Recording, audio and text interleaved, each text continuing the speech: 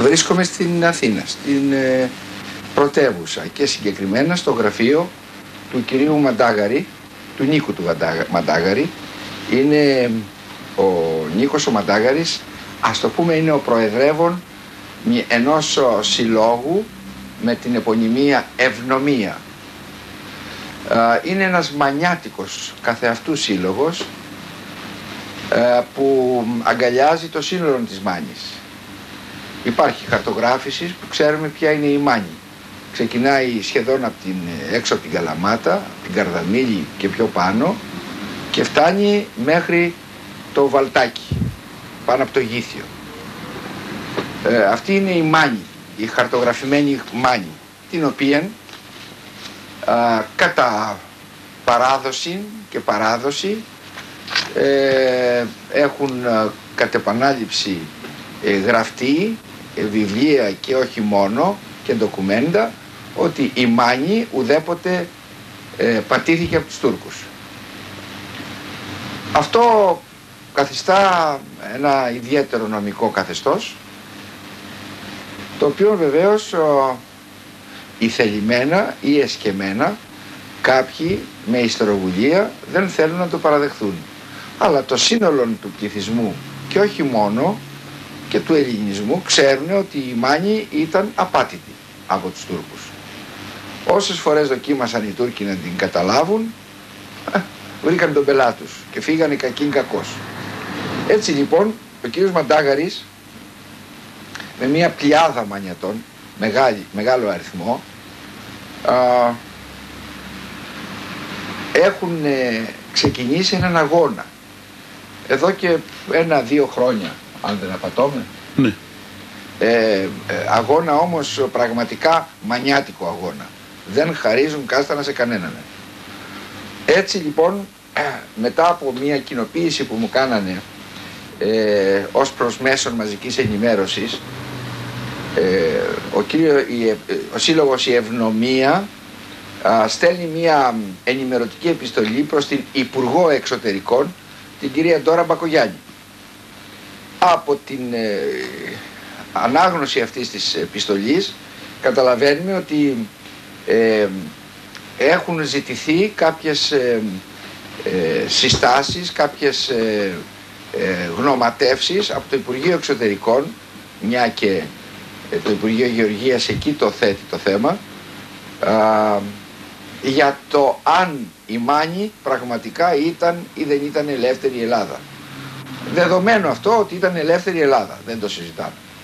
Έτσι λοιπόν θεώρησα υποχρέωσή μου σαν μέσον ενημέρωσης να είμαι κοντά στον κύριο Μαντάγαρη και να τον παρακαλέσω να μας δώσει κάποιες εξηγήσεις ή να μας αναλύσει εν διαπεριπτώσει το όλον θέμα από πρώτο χέρι, πώς έχει, γιατί ξέρετε υπάρχει σειρά δημοσιευμάτων γύρω από αυτό το θέμα και σε τοπικό τύπο και σε εθνικό τύπο, πανελλαδικό, και απάντηση δεν βλέπουμε. Εκείνο είναι το χειρότερο. Κάποιοι δισταγμοί οι οποίοι καταλήγουν να μπορούμε να σκεφτούμε ότι είναι και κακόβουλοι. Τουλάχιστον εμείς έτσι το ερμηνεύουμε. Θα δούμε όμως τα αποτελέσματα. Όμως αυτή τη στιγμή είμαι με τον κύριο Μαντάγαρη και θα αρχίσουμε μια συζήτηση, οπότε πιστεύω ότι θα αναλυθεί το θέμα έτσι που όλοι εσείς, αγαπητοί τηλεθεατές, θα καταλάβετε την υπόθεση του έργου αυτού. Κύριε Μαντάγαρη, θέλω να σας ευχαριστήσω που είχατε την καλοσύνη να με δεχτείτε στο γραφείο σας και να πούμε 2 λόγια χρήσιμα. Εγώ, κύριε Φελούρη, θέλω να σας ευχαριστήσω διότι από την πρώτη στιγμή δείξατε πραγματικά τα αισθήματα και τα συναισθήματα που πρέπει η γενιά μας να τρέφει προς την πατρίδα μας, αν θέλουμε ακόμη να μείνουμε όρθιοι μπροστά στον τυφώνα που έρχεται. Κύριε Μαντάγαρη, όπως ακούσατε στην εισαγωγή μου, αμφισβητούν κάποιοι την αυτοτέλεια που υπήρχε στη Μάνη. Αυτοδυναμία ως προς το ιδιοκτησιακό καθεστώς, αφού ποτέ δεν καταπατήθηκε από τους Τούρκους και ποτέ δεν εδραιώθηκε διοίκηση τουρκική. στην περιοχή. Ούτε φόροι εισεπράχθησαν. Οπότε τι γίνεται σε αυτήν την περίπτωση? Αυτό το έγγραφο που έχετε στείλει στην κυρία Υπουργό Εξωτερικών, τι σκοπό έχει και γιατί το στείλατε? Με δύο λόγια θα προσπαθήσουμε να τοποθετήσουμε το θέμα πάνω στις πραγματικές διαστάσεις. Ναι. Το 1991 οι Μανιάτες ξεσηκωθήκανε. Το δασαρχείο είχε ξεκινήσει μάλλον μαζί με τον τουρισμό να μπαίνει στη ζωή τους εντελώς αδικαιολόγητα, απρόκλητα και επικίνδυνα. Μαζευτήκανε λοιπόν 23 κοινότητες, μαζέψανε 3.500 υπογραφές και απευθυνθήκανε σε όλα τα μέσα, στους τότε υπουργούς, πρωθυπουργούς, και ζητήσανε την υπαγωγή της Μάνης στο άρθρο 62. Να σας ρωτήσω πριν φτάσουμε σε αυτό το σημείο. Είπατε ότι το 1991 ξεσηκωθήκαν οι Μανιάτες. Ξεσηκωθήκαν οι Μανιάτες. Τι ήταν αυτό που τους έκανε να ξεσηκωθούν? Δηλαδή, τι τους είχαν στερήσει κάποια πράγματα? Άρχισαν να χάνουν στα καλά καθούμενα τις περιουσίες τους. Όταν λέτε να χάνουν, τι εννοείτε? Το δασαρχείο, η Μάνη είναι μια ιδιόμορφη περιοχή. Επειδή είναι περίεργο ή θα ήταν περιττό να φτάσει κανείς στο σημείο να προσπαθήσει να πείσει ή να αποδείξει ότι η Μάνη δεν πατήθηκε από τους Τούρκους, διότι μόνο κακόπιστοι ή διανοητικά, να μην το πω καθυστερημένοι, αλλά κάπως έτσι πάει το πράγμα, θα μπορούσαν ποτέ να ισχυριστούν ότι η Μάνη πατήθηκε από τους Τούρκους. Τι σημαίνει πατήθηκε από τους Τούρκους? Σημαίνει ότι μια περιοχή που πατήθηκε από τους Τούρκους, οι Τούρκοι προκειμένου να εισπράξουν φόρους, κατέγραφαν τα πάντα. Κατέγραφαν τις περιουσίες και βάσει της καταγραφής που υπήρχε εισέπραταν το λεγόμενο κεφαλικό, το χαράτσι. Στη Μάνη όμως είναι αποδεδειγμένο, δεν χρειάζεται να το συζητάμε. Ουδέποτε μπόρεσε ο Τούρκος να μείνει, για πολλούς και ποικίλους λόγους. Είτε λόγω της περιοχής, είτε λόγω της αγριότητος, είτε λόγω των κατοίκων, είτε ένα σωρό μυριάδες ιστορικούς λόγους δεν μπόρεσε να μείνει. Με αποτέλεσμα η Μάνη ουδέποτε πατήθηκε από τον Τούρκο. Δεν υπάρχουν λοιπόν χαρτιά. Στη Μάνη υπήρχε και ένα ιδιότροπο καθεστώς, το περίφημο Μανιάτικο, διότι όλοι λέμε το Μανιάτικο το κρατάει, γιατί τι είναι το Μανιάτικο? Είναι η παραβίαση του λόγου. Και ο λόγος ήταν συμβόλαιο. Κανείς δεν τολμούσε να παραβιάσει το λόγο. Έτσι λοιπόν και οι μεταβιβάσεις των ακινήτων είναι γνωστό. Και οι μεταβιβάσεις των ακινήτων έγιναν το διαλόγου. Με το χέρι. Έρχεται λοιπόν σήμερα το δασαρχείο με την είσοδο του τουρισμού, από τη στιγμή που η μανιάτικη φτωχή γη άρχισε να παίρνει κάποια αξία, γιατί μέχρι προχθές δεν την κοίταζε κανένας. Όπως τη Μάνη δεν την κοίταξε ποτέ κανένας, παρά τους τόνους αίματος που έχει δώσει σε όλους τους εθνικούς αγώνες. Ξεκινώντας από την Κρήτη, τη Μακεδονία, την Εύβοια, παντού. Τα Γιάννενα, οι Μανιάτες ήταν πρώτοι. Την ξεχάσανε. Ήρθε ο εμφύλιος. Σκοτωθήκαμε. Οι μισοί πεθάνανε και οι υπόλοιποι μισοί. Είτε μείναν είτε φύγανε. Οι περιουσίες μείνανε ακαλλιέργητες. Αγιάτικες πλέον. Λοιπόν, μέσα σε αυτό τον οριμαγδό, για ορισμένα χρόνια δεν πήραζε κανένας. Δεν μιλούσε κανένας. Όταν λοιπόν ο τουρισμός άρχισε να μπαίνει και στη Μάνη, θυμήθηκαν πως κάτι συμβαίνει. Και όσο η αξία της γης μεγάλωνε, τόσο πιο πολύ το ενδιαφέρον ορισμένων παρουσιαζότανε. Με αποτέλεσμα ο Μανιάτης να του ζητάνε πρώτα απ' όλα συμβόλαια. Παλιά συμβόλαια. Ναι. Ποιος έχει συμβόλαια στη Μάνη? Ελάχιστες περιπτώσεις. Ελάχιστα. Εγώ. Και είναι και η αιτία. Και η αιτία που ξεκίνησε αυτός ο αγώνας είναι πρώτα απ' όλα όρκος τιμής. Όρκος τιμής στη μνήμη του πατέρα μου. Η δική μας περιουσία, η οποία είναι κατοχυρωμένη με συμβόλαια του 1850 και του 1888 και επιβεβαιωμένα από 23 δικαστικές αποφάσεις, μέσα σε μια νύχτα ξαφνικά και περίεργα και ύποπτα έγινε αντικείμενο επίθεσης. Αυτό το πράγμα δεν μπορούσα να το χωνέψω και δεν το χώνεψα ποτέ μου. έβαλα τον εαυτό μου μπροστά. Κύριε Μαντάγαρη, δεν είστε μόνο εσείς.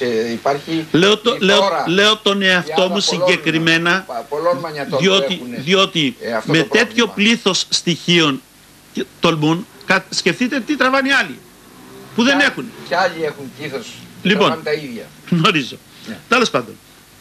Λοιπόν, η κατάσταση όσο πήγαινε και χειροτέρευε. Ο ένας μετά τον άλλον, όσοι φεύγαμε, είτε να σπουδάσουμε, είτε να επιβιώσουμε, δυστυχώς αφού δεν μπορούσαμε να ζήσουμε στην Αθήνα, ξαναγυρίζαμε πίσω. Βρίσκαμε τις περιουσίες μας, να έχουν φυτρώσει μέσα φυτά, να έχουν φυτρώσει τις ελιές μας, να έχουν αγριέψει.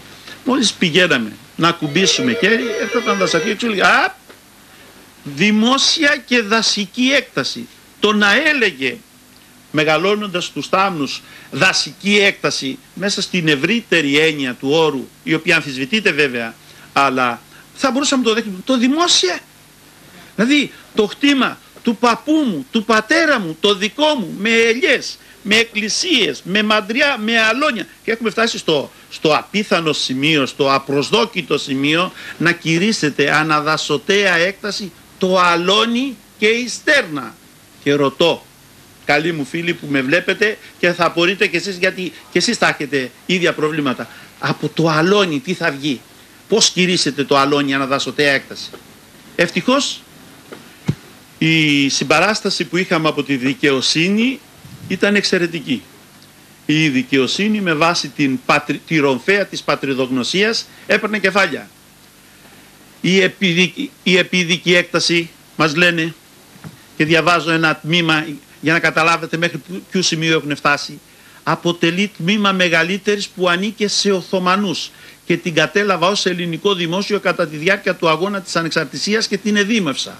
Άλλος κατά το χρόνο της υπογραφής των παραπάνω πρωτοκόλων είχε εγκαταλειφθεί από τους τέος κυρίους της τους Οθωμανούς και δεν καταλήφθηκε από άλλους. Άλλος ανήκε στο τουρκικό δημόσιο και την εδήμευσα ως ελληνικό δημόσιο. Κατά συνέπεια, σύμφωνα με τα παραπάνω, την απόκτησα κατά κυριότητα, γράφει το ελληνικό δημόσιο, και το απαντάει η ελληνική δικαιοσύνη. Η Μάνη ουδέποτε πατήθηκε από τους Τούρκους, με βάση όλα τα έγγραφα, όλα τα βιβλία, και κατά συνέπεια το βασιλικό διάταγμα του 1833 δεν προσεπώρησε κυριότητα στο ελληνικό δημόσιο επί ουδενός ακινήτου ευρισκομένου εις τη Μάνη.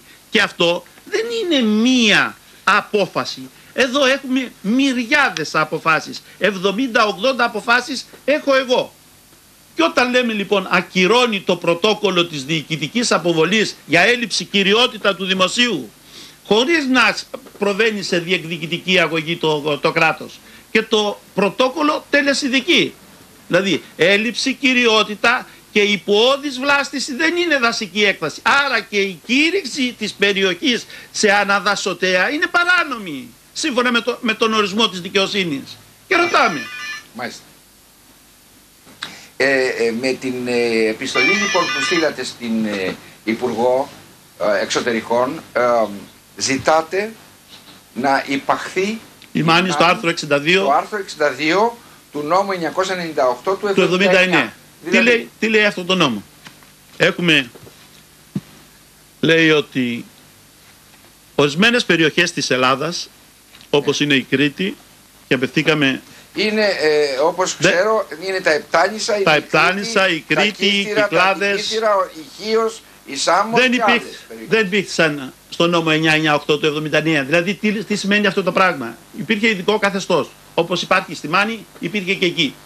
Δηλαδή το κράτος... Στη Χίο και στη Σάμο που είναι δίπλα στην Τουρκία, υπήρχε αυτό το καθεστώς? Υπήρχε ειδικό καθεστώς, που σημαίνει ότι το τουρκικό δημόσιο συμπεριφερόταν σε διάφορες περιοχές, τις οποίες είτε ήθελε να είναι φιλικά διακείμενο είτε όχι με την ιδέα του κατακτητή. Του κατακτητή, μπράβο. Άρα δεν είχε, δηλαδή δεν είχε δικαιώματα. Λοιπόν, ζητήσαμε λοιπόν, όλες αυτές οι περιοχές εξηρέθησαν, δεν μπήκαν. Η Μάνη για κακή της τύχη έμεινε απ' έξω. Εγώ θέλω να πιστεύω, διότι το 1979... Πιστεύετε ότι υπάρχει δόλος για αυτή την περίπτωση? Η ιστορία θα αποδείξει μικρόψυχες πολιτικές δυνάμεις, σκοπιμότητες, μικρόψυχες, και το τονίζω αυτό διότι στο βιβλίο που βγάζουμε τα αναφέρουμε όλα. Ο Μακαρίτης ο Μπούτος εξαίρεσε τη Μάνη για ειδικούς λόγους. Με όλο το σεβασμό στο νεκρό θα προσπαθήσουμε μέσα από το βιβλίο μας να ερμηνεύσουμε. Αποτέλεσμα λοιπόν ήταν ο κόσμος, τι ζητάμε. Ζητάμε να ισχύσει αυτό που ισχύει και στις άλλες περιοχές. Δηλαδή το κράτος όταν έρχεται να διεκδικήσει την περιουσία του παππού μου, του πατέρα μου, τη δικιά μου, που έχει μέσα τους φυσικούς μάρτυρες, όπως λένε, που είναι οι ελιές, τα αλόνια, τα μαντριά, οι στέρνες, οι πεζούλες, που είναι περιμαντρωμένα όλα. Και όταν λέμε πεζούλες, θα σας δείξω κάτι το οποίο είναι εκπληκτικό. Ναι, το καταλαβαίνω, αλλά δεν είναι της παρούσης αυτό να μας το δείξετε. Όχι, θα σας το δείξω τώρα. Ναι. Αυτό είναι μια φωτογραφία από τον Άγιο Νίκονα, η οποία βγήκε στις 17 Μαρτίου του 2007. Μάλιστα. Τη βλέπετε? Που δείχνει την περίφραξη. Που δείχνει, όχι, κοιτάτε να δείτε τι έγινε. Περιμάντα. Η περιοχή πήρε φωτιά. Κοιτάτε τι βγήκε από κάτω. Θέατρο από βαθμίδες. Το βλέπετε? Μάλιστα. Αυτή η περιοχή, μπορεί να μας πει κανείς, αυτές τις βαθμίδες ποιος τις έκτισε? Το δημόσιο, το δασαρχείο, ποιος? Γιατί τις αμφισβητούν? Πώς μπορούν να γράφουν δημόσια έκταση αυτό το πράγμα? Μάλιστα. Λοιπόν, ζητάμε, απλά λόγια, να μας δώσουν τη δυνατότητα επί ίσης ώρες, όταν το κράτος θέλει να μπει, να διεκδικήσει μια περιουσία, να φέρει και το βάρος της απόδειξης. Να φέρει και το βάρος της απόδειξης. Δεν μπορεί ο δασοφύλακας, η πίστη του κάθε δασοφύλακα, οι οποίοι αλλάζουν σαν τα πουκάμισα στις διάφορες περιοχές, γιατί μάλλον από ό,τι φαίνεται, και όπως είχε πει και ο επίτιμος πρόεδρος της Νέας Δημοκρατίας, το 90% των δασοφυλάκων είναι επιλήψιμου χαρακτήρα. Λοιπόν, και το δήλωσα και δεν του κάνει κανείς καμία μήνυση. Και δεν του κάνα μια μήνυση. Από τον κύριε Πρόεδρε μας συκοφαντήσει. Ζητάμε, με λίγα λόγια, ισονομία.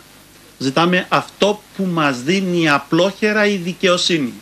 Δεν μπορούμε να δεχτούμε ότι το πρωί η δικαιοσύνη μας δίνει το χτήμα και το βράδυ έρχεται ο δασοφύλακας και το κηρύσσει αναδασωτέα έκταση. Μάλιστα. Και ρωτάμε, και με αναδασωτέα έκταση, ρωτάμε τους αρμόδιους, σε ποιον ανήκει το χτήμα? Σε μένα ή στο δημόσιο? Στον απλό πολίτη ή στο κράτος? Κανένας δεν είναι. Μετέωρη είναι. Σαν το μετέωρο βήμα του πελαργού. Έχετε κάποιο παράδειγμα, έχετε κάποια ένδειξη ή κάποια απόδειξη ότι συμπεριφέρονται με διαφορετικό τρόπο από πρόσωπο σε πρόσωπο? Έχουμε απλό παράδειγμα και οπτικό. Διότι κάθε τι που ξεκινάει πρέπει να έχει και τα στοιχεία που το... Βλέπετε αυτή τη φωτογραφία. Ναι. Είναι η Καρδαμίλη στην περιοχή Ρίζα ή Βυθός το 1980. Μάλιστα. Είναι ο παλιός δρόμος που πηγαίνει για την Καλαμάτα. Μάλιστα. Δεν υπάρχει κανένα σπίτι. Λίγα χρόνια αργότερα συνέβη το εξής. Συνέβη αυτό που βλέπετε. Γέμισε σπίτια. Βέβαια οι Τούρκοι δεν πήγανε σε όλους. Και εδώ είναι το περίεργο. Στην ίδια περιοχή, στον ίδιο δρόμο, σε όμορες εκτάσεις, αλλού οι Τούρκοι πάταγαν και αλλού περπάταγαν. Μάλιστα. Λοιπόν, έχουμε προσφύγει στη δικαιοσύνη. Σαφέστατο. Έχουμε προσφύγει στη δικαιοσύνη με πλήστα όστα, ηχεία και περιμένουμε, επειδή βρισκόμαστε στο στάδιο της προανάκτησης. Αλλά να τα πούμε τα πράγματα με το όνομά τους. Δεν ξέραμε τι συμβαίνει. Και έτσι απευθυνθήκαμε σε όλους τους αρμόδιους. Ξεκινήσαμε από το αρμόδιο Υπουργείο Αγροτικής Ανάπτυξης. Πήγα μέσα με όλο το πλήθος των στοιχείων και δεν σας κρύβω ότι σε κάποια στιγμή τρελάθηκα με αυτά που μου είπαν οι άνθρωποι. Και μετά από πλήρη ενημέρωση μου δώσαν αυτό το έγγραφο. Είναι, λέει, από τη Γενική Διεύθυνση Προστασίας Δασών, τμήμα νομικών υποθέσεων. Προς τον κύριο Μαντάγαρη, ημερομηνία 18 Οκτωβρίου 2005, αριθμός πρωτοκόλλου 104.391. Λέει περιληπτικά. Σε απάντηση της από 23 Ενάτου 2005 αίτησή σας γνωρίζουμε ότι έχει ήδη προωθηθεί από την διεύθυνσή μας πρόταση για νομοθετική ρύθμιση υπαγωγή της περιοχής της Μάνης στο άρθρο 998 του 79. Το ίδιο, οι νομικές υπηρεσίες του αρμόδιου Υπουργείου. Αυτό για το οποίο ζητάτε. Αυτό για το οποίο ζητάμε. Μάλιστα. Και ρωτάω γιατί, διότι υπάρχει, λέει, νομικό κενό, υπάρχει νομικό κενό και ως εκ τούτου δεν μπορούν να γίνουν οι δουλειές μας σωστά. Έχουμε φοβερά προβλήματα. Το νομικό κενό αυτό όμως το επιβεβαιώνει ο δασάρχης κύριος Γεωργιλάς το 1991 στην πίεση των Μανιατών, όταν πήγανε και τον βρήκανε, λέει, όπως μας είπε η Ελευθερία στις 25 Δεκάτου του 1991. Όπως μας είπε ο δασάρχης κύριος Κωνσταντίνος Γεωργιλάς, το δασαρχείο δεν έχει καμιά πρόθεση να έρθει σε αντιδικία με πολίτες, αλλά είναι υποχρεωμένο να εφαρμόζει όσα ορίζει ο νόμος για να μην κατηγορηθεί για τον αντίθετο λόγο. Και σαν λύση έχει σκοπό να προτείνει υπηρεσιακά τη σύνταξη νομικής μελέτης από τις υπηρεσίες του Υπουργείου Γεωργίας, η οποία να ερευνά το νομικό καθεστώς της Μάνης επί τουρκοκρατίας, προκειμένου να αποφασιστεί τελικά αν θα υπαρθεί η Μάνη ή όχι στις ειδικές ανάγκες. Το 1991. Από το 1991 μέχρι σήμερα τι κάνανε? Και σήμερα που έχουν το χαρτί, το πάμε στον Υπουργό, καταθέτουμε, ενημερώνουμε με 250 έγγραφα όλους τους βουλευτές του Κοινοβουλίου. Απευθυνόμαστε στον Πρόεδρο της Δημοκρατίας και προς τιμή του, ο Πρόεδρος της Δημοκρατίας μας δίνει αυτό το ιερό χαρτί, το οποίο στέλνουν στο Υπουργείο Οικονομικών, στη Διεύθυνση Δημόσιας Περιουσίας, και η Διεύθυνση Δημόσιας Περιουσίας με 3 έγγραφα λέει να επιληθεί το θέμα. Και ξαναπαντάει η Διεύθυνση Νομικών Υπηρεσιών στην πίεση που υφίσταται προς το Υπουργείο Οικονομίας, Διεύθυνση Οικονομικών, Διεύθυνση Δημόσιας Περιουσίας. Σας γνωρίζουμε ότι η υπηρεσία μας έχει ήδη τοποθετηθεί σε σχέση με την νομοθετική ρύθμιση υπαγωγή της Μάνης στο άρθρο 62 του ιδιοκτησιακού καθεστώτος της περιοχής της Μάνης, προτείνοντας προς τον Υπουργό Αγροτικής Ανάπτυξης και Τροφίμων την υπαγωγή της Μάνης στο λόγο άρθρο. Πάμε στον κύριο Μπασιάκο. Τον πολύ και μεγάλο κύριο Μπασιάκο, για να μην πω τίποτα άλλο, και έχουμε και επεμβάσεις και παρεμβάσεις του κυρίου Εισαγγελέα. Τον ενημερώνουμε τους πάντες. Ενημερώνουμε το Κοινοβούλιο. Καταθέτουν οι βουλευτές πρόταση νομοθετικού περιεχομένου για την επίλυση του θέματος. Τον Γενικό Γραμματέα του Υπουργείου πήγατε, ο οποίος όχι, είναι... στο Γενικό Γραμματέα δεν πήγαμε. Ο οποίος είναι Λάκων, ο κύριος Κιαδάς, συγκεκριμένα. Όχι, δεν πήγαμε. Δυστυχώς δεν πήγαμε, αλλά σκεφτείτε ότι η πίεση να αντιμετωπίσουμε, να μαζέψουμε τα στοιχεία. Διασκορπισμένοι, ο ένας στην Καλαμάτα, ο άλλος στην Αρεόπολη, εγώ στην Αθήνα, να τρέχουμε, να γίνεται της τρελής. Λοιπόν, του δίνουμε το χαρτί. Το χαρτί λέει ότι, κύριε Υπουργέ, το Υπουργείο Δικαιοσύνης μας δίνει χαρτί και λέει ότι σε σχέση με τα συναρμόδια Υπουργεία μελετά την επίλυση του θέματος. Δηλαδή, το Υπουργείο Δικαιοσύνης, ναι, το Υπουργείο Οικονομικών, Διεύθυνση Δημόσιας Περιουσίας, ναι, οι νομικές υπηρεσίες, ναι, ο Πρόεδρος της Δημοκρατίας, ναι, η Πρόεδρος της Βουλής, ναι. Μα τι άλλο, το υπέχοδε, ναι. Λοιπόν, και μας λένε,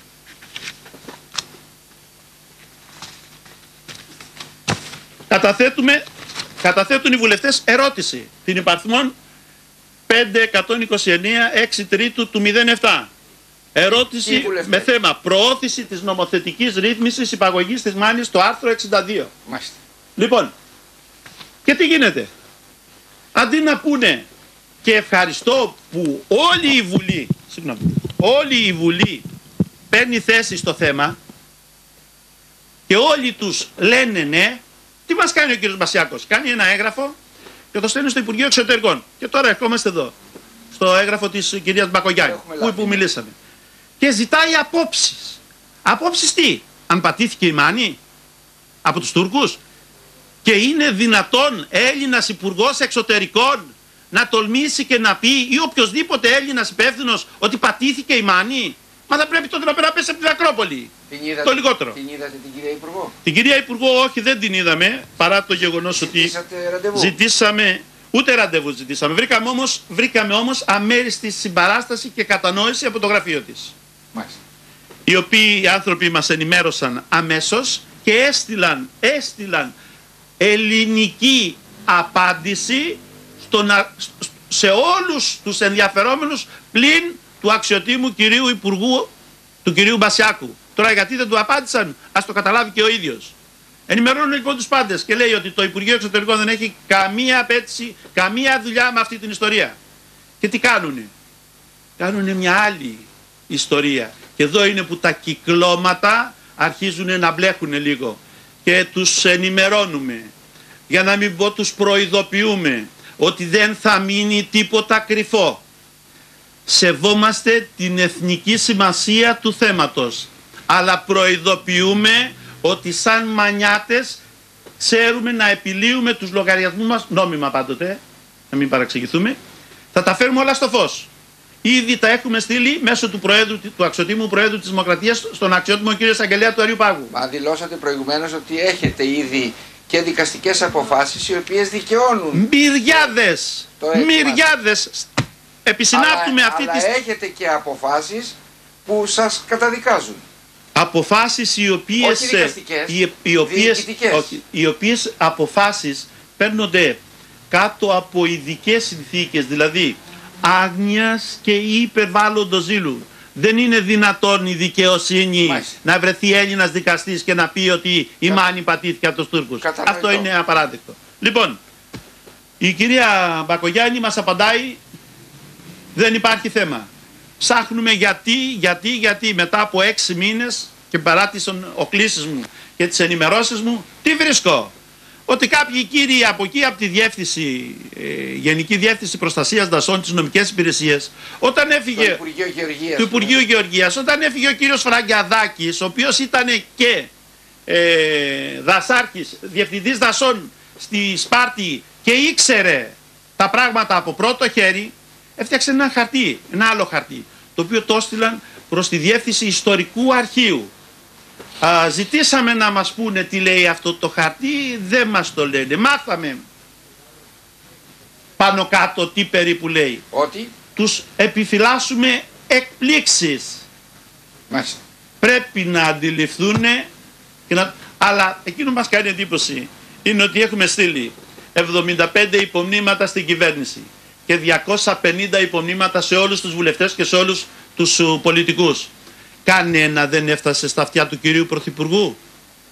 Τελευταία μας επιστολή ήταν προς τον κύριο Ρουσόπουλο. Ο κύριος Ρουσόπουλος, ο οποίος εβδομάδα παραβδομάδα κατεβαίνει κάτω, δεν έχει ακούσει τίποτα για το θέμα, δεν έχει αντιληφθεί τίποτα για το θέμα. Γιατί δείχνει με το δάχτυλο και αυτός το Υπουργείο Αγροτικής Ανάπτυξης? Δηλαδή τι? Κανείς δεν ξέρει αν πατήθηκε η Μάνη ή φοβούνται? Φοβούνται τι? Μήπως τους πούνε ότι κάνουνε δώρο, χαρίζουνε? Δεν ζητάμε χάρη από κανέναν. Ό,τι διεκδικούμε, το διεκδικούμε με το σπαθί μας και νόμιμα. Και θα το πάρουμε. Θα το πάρουμε διότι ήρθε η ώρα να ακούσουν όλοι τη φωνή της Μάνης, τη φωνή της πατρίδας. Και οι μανιατογενείς πολιτικοί μας, οι οποίοι έχουν ενημερωθεί πλήρως και ποιούν την Νίσαν, θα τα πούμε πρόσωπο με πρόσωπο μεθαύριο στις 17 του Μάρτη, αν μέχρι τότε δεν έχει επιλυθεί το θέμα. Γιατί εμείς κάναμε και διαμαρτυρία, κάναμε ανήμερα την ημέρα, με όλο το σεβασμό. Πήγαμε στις 23 του Μάρτη, κάναμε μέσα στην Καλαμάτα και μας έδωσαν όλοι συγχαρητήρια. Δεν είναι δυνατόν λοιπόν τόσος αγώνας όλοι να μας λένε στα κρυφά ναι και κανείς να μην παρουσιάζεται στο προσκήνιο? Γιατί? Τους έχετε προσκαλέσει να σας απαντήσουν με έγγραφο? Βεβαίως, βεβαίως, και όχι μόνο, ήδη η εφημερίδα υπάρχει. Ναι, η επιβεβαίωση. Πέραν από την εφημερίδα. Όχι, δεν με καταλάβω. Ναι. Όλα τα έγγραφα και στον κύριο Ρουσόπουλο με 75 υπομνήματα. Μάλιστα. Τα οποία λεπτομερώς αναφέρουμε πότε στείλαμε και τα πιο σοβαρά. Υπάρχουν και μερικά τα οποία δεν τα έχουμε παρουσιάσει. Καλά. Τα κρατάμε. Είναι θέμα στρατηγικής. Θέλουμε. Θα σας δείξω ένα μικρό θέμα μόνο. σε τι σημείο μπορεί να φτάσουν. Το 1954 έγινε μια καταδίκη για όργωμα και παράνομη σπορά σε ένα κτήμα. Το 1954 αυτή η απόφαση.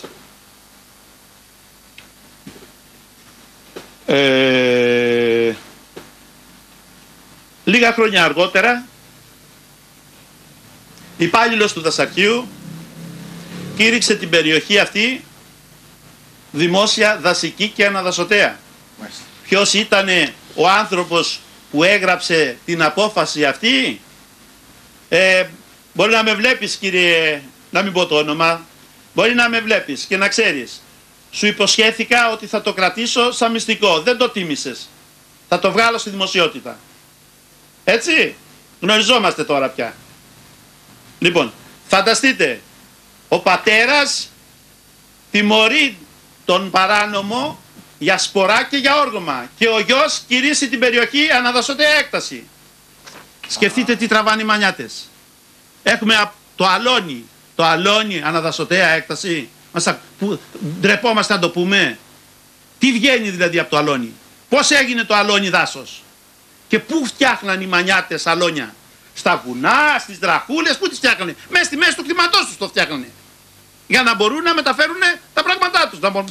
Από ό,τι ξέρω, και δεν ξέρω κατά πόσο αληθεύει ή όχι, εσείς μπορείτε να μου το επιβεβαιώσετε ή να το διαψεύσετε, στην Μάνη, τη Μέσα Μάνη όπως λέμε, που είναι και βραχώδης περιοχή, για να μπορέσουν να σπείρουν το σιτάρι τους ή το κρυθάρι τους κλπ. Μεταφέρανε χώμα με ζεμπίλια και βάζανε σε γούβες μέσα μεταξύ βράχων. Έχετε υπόψη, με συγχωρείτε που σας διακόπτω, έχετε υπόψη σας ότι υπάρχει στη Μάνη αυτή τη στιγμή, η απόφαση την οποία δεν μπορώ να θα σας τη δώσω για το αρχείο σας, υπάρχει μήνυση για κλοπή χώματος. Ναι, μπράβο. Λοιπόν, μας λένε αυτές οι περιοχές μας λένε ότι είναι δημόσιες και δασικές. Λίγο σεβασμό δεν έχουνε, λίγη τροπή δεν έχουνε. Θα σας δείξω και ένα άλλο. Έξω από την Καλαμάτα, δηλαδή η επίδικη έκταση λέει αποτελεί τμήμα μεγαλύτερης. Αυτή είναι η μάντρα της Βέργας.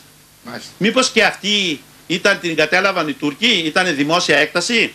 Να δείξουμε και κάτι ακόμη για τους μέσα μανιάτες. Αυτή είναι η Μανιάτισσα. Αυτή την φωτογραφία την αφιερώνουμε στον πρώην πρόεδρο του Συλλόγου Μανιατών, τον κύριο Μπαζίγο, με την εξής ερώτηση. Κύριε Μπαζίγο, η φράση «η επίδικη έκταση αποτελεί τμήμα μεγαλύτερης που ανήκε σε Οθωμανούς» ισχύει και για τη Μανιάτισσα που σίγουρα κρατά στο χέρι της οθωμανικό δρεπάνι και θερίζει τα τουρκικά στάχια στα τουρκικά αλόνια που βρίσκονται στα τουρκικά κτήματα της Μάνης μας? Είναι και αυτό ο ιερός χώρος τουρκική παρακαταθήκη? Και λίγο ακόμη και έξω από την Καλαμάτα, γιατί πια έχει παραγίνει.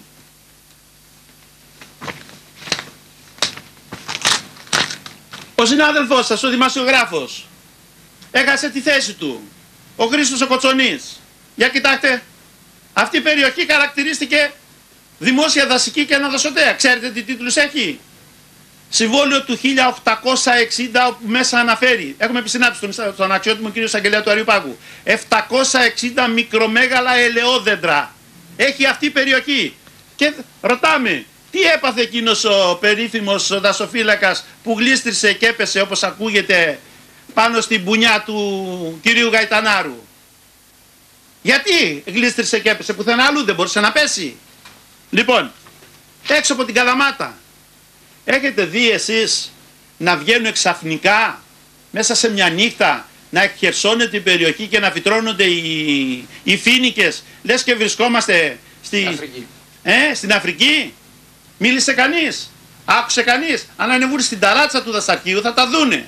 Έρχονται στη Μάνη και κηρύσουνε δασική και αναδασωτέα έκταση το αλόνι. Εμπρός λοιπόν κύριοι, δρόμος λαμπρός, προχωρήστε, εμείς εδώ είμαστε. Και όχι εμείς εδώ είμαστε, εσείς είσαστε εκεί, εμείς θα έρθουμε. Διότι τώρα τελείωσε η ιστορία. Η ισονομία που ζητήσαμε, μια χάρη μόνο, απευθυνόμενη προς τη δικαιοσύνη. Αξιότιμοι κύριοι δικαστές, δώστε περισσότερη προσοχή σε αυτό το ιερό θέμα. Κοιτάξτε με το χέρι στην καρδιά, γιατί και εσείς οι πιο πολλοί από χωριά είσαστε, όπως είμαστε όλοι μας.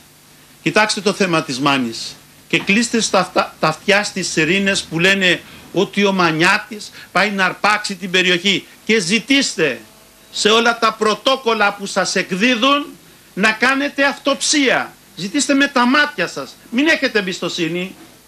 Σας το λέμε υπεύθυνα. Ζητήστε και αποφασίστε με βάση αυτά που βλέπετε. Τίποτα άλλο δεν θέλουμε. Συμπαράσταση και ισονομία. Η δικαιοσύνη μας έχει επιβεβαιώσει. Μας δίνει το δικαίωμα να μιλάμε. Αυτό θέλουμε. Την ισονομία. Σεβασμό στις αποφάσεις της.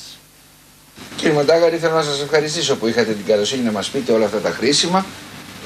Εγώ, αγαπητοί τηλεθεατές, δεν θέλω να προσθέσω, παρόλο ότι έχω και ιδίαν αντίληψη πολλών πραγμάτων και ιδίαν γνώση και εμπειρίες, τραγικές εμπειρίες, παρόλα αυτά θέλω να αφήσω τα θέματα όπως τα ανέπτυξε ο κύριος Μαντάγαρης, ο οποίος έχει πραγματικά δουλέψει σκληρά και αυτός και όλοι οι συνεργάτες του μέσα στο σύλλογο την ευνομία, το λέει και η λέξη, θέλουν ευνομία, δηλαδή νομιμότητα. Δεν θέλουν χαρισματικές καταστάσεις. Δεν θέλουμε χάρες από κανέναν. Χάρες από κανέναν, ναι. Την ευνομία. Και πραγματικά είναι αξιόλογοι για την μαχητικότητα που τους περιβάλλει η όλη αυτή υπόθεση. Θέλω να σας ευχαριστήσω που μας παρακολουθήσατε. Τα συμπεράσματα οπωσδήποτε είναι δικά σας και σαφώς θα επανέλθουμε με περισσότερα στοιχεία. Μία χάρη μόνο. Μία χάρη μόνο. Ναι. Θα σας παρακαλέσουμε όταν ακούτε για το θέμα της Μάνης να προσπαθήσετε να ενημερωθείτε. Ή τα τηλέφωνά μας τα γνωρίζετε. Σε όλες οι εφημερίδες μας έχουν βοηθήσει και στη Λακωνία και στη Μεσσηνία, διότι η δύναμή μας είσαστε εσείς. Τις περιπτώσεις τις οποίες αισθανόσαστε ότι αδικείστε, τηλεφωνήστε μας να τις συμπεριλάβουμε στο γενικό πλαίσιο. Όπως καταλαβαίνετε υπάρχει θυμός μεγάλος και ο Θεός να βάλει το χέρι. Σας ευχαριστώ, γεια σας και χαρά σας.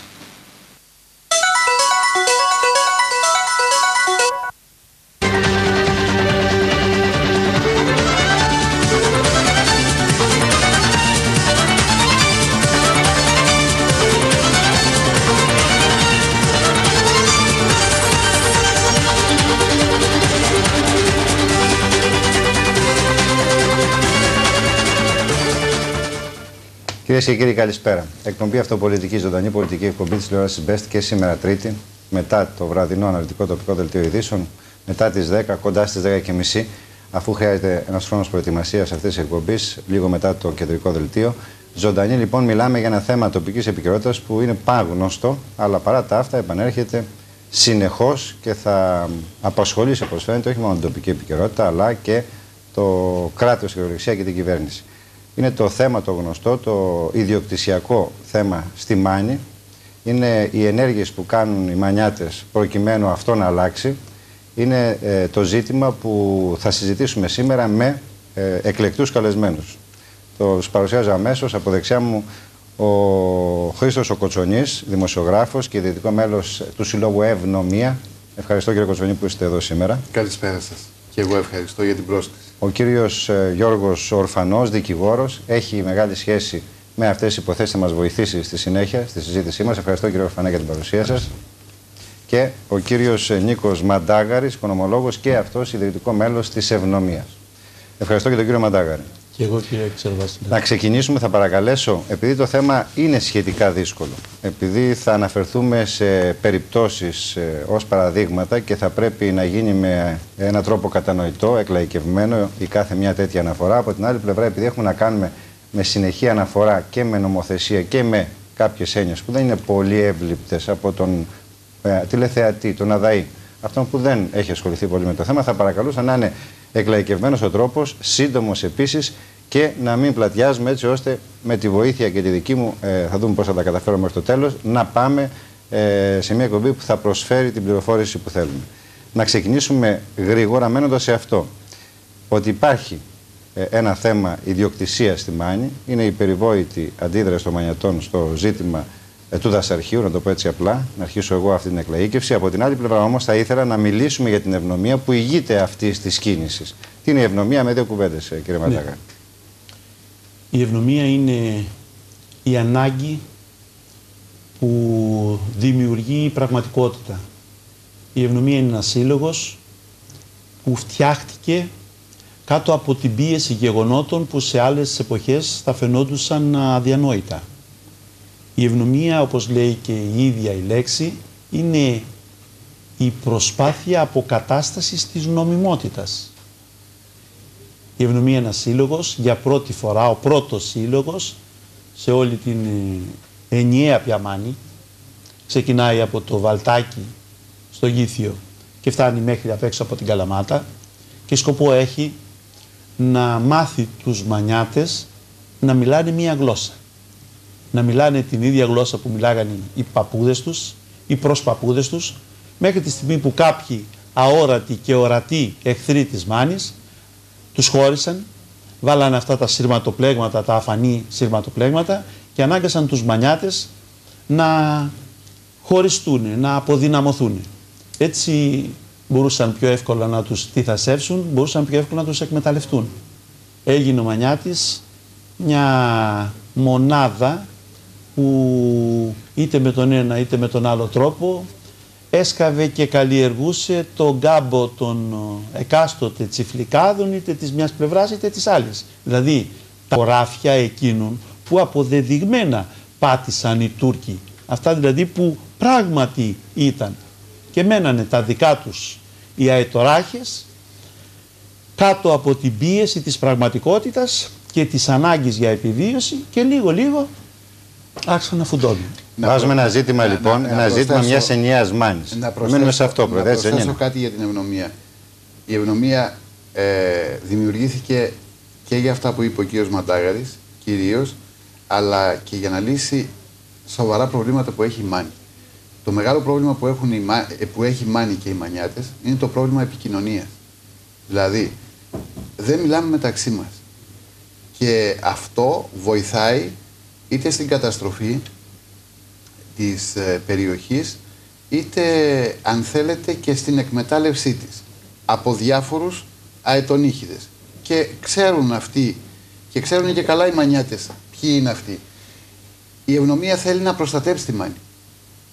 Να βοηθήσει τους κατοίκους της Μάνης να καταλάβουν ότι ο τόπος τους είναι μοναδικός, είναι ένα τεράστιο ζωντανό μουσείο. Δεν είναι πεθαμένο μουσείο η Μάνη, όπως είναι τα μουσεία όπου μπαίνεις μέσα και βλέπεις εκθέματα, είναι ζωντανό μουσείο η Μάνη. Αλλά χρειάζεται προστασία. Και ένας από τους στόχους της ευνομίας είναι και αυτός. Άρα είναι η προστασία του ανοιχτού Μουσείου Μάνης.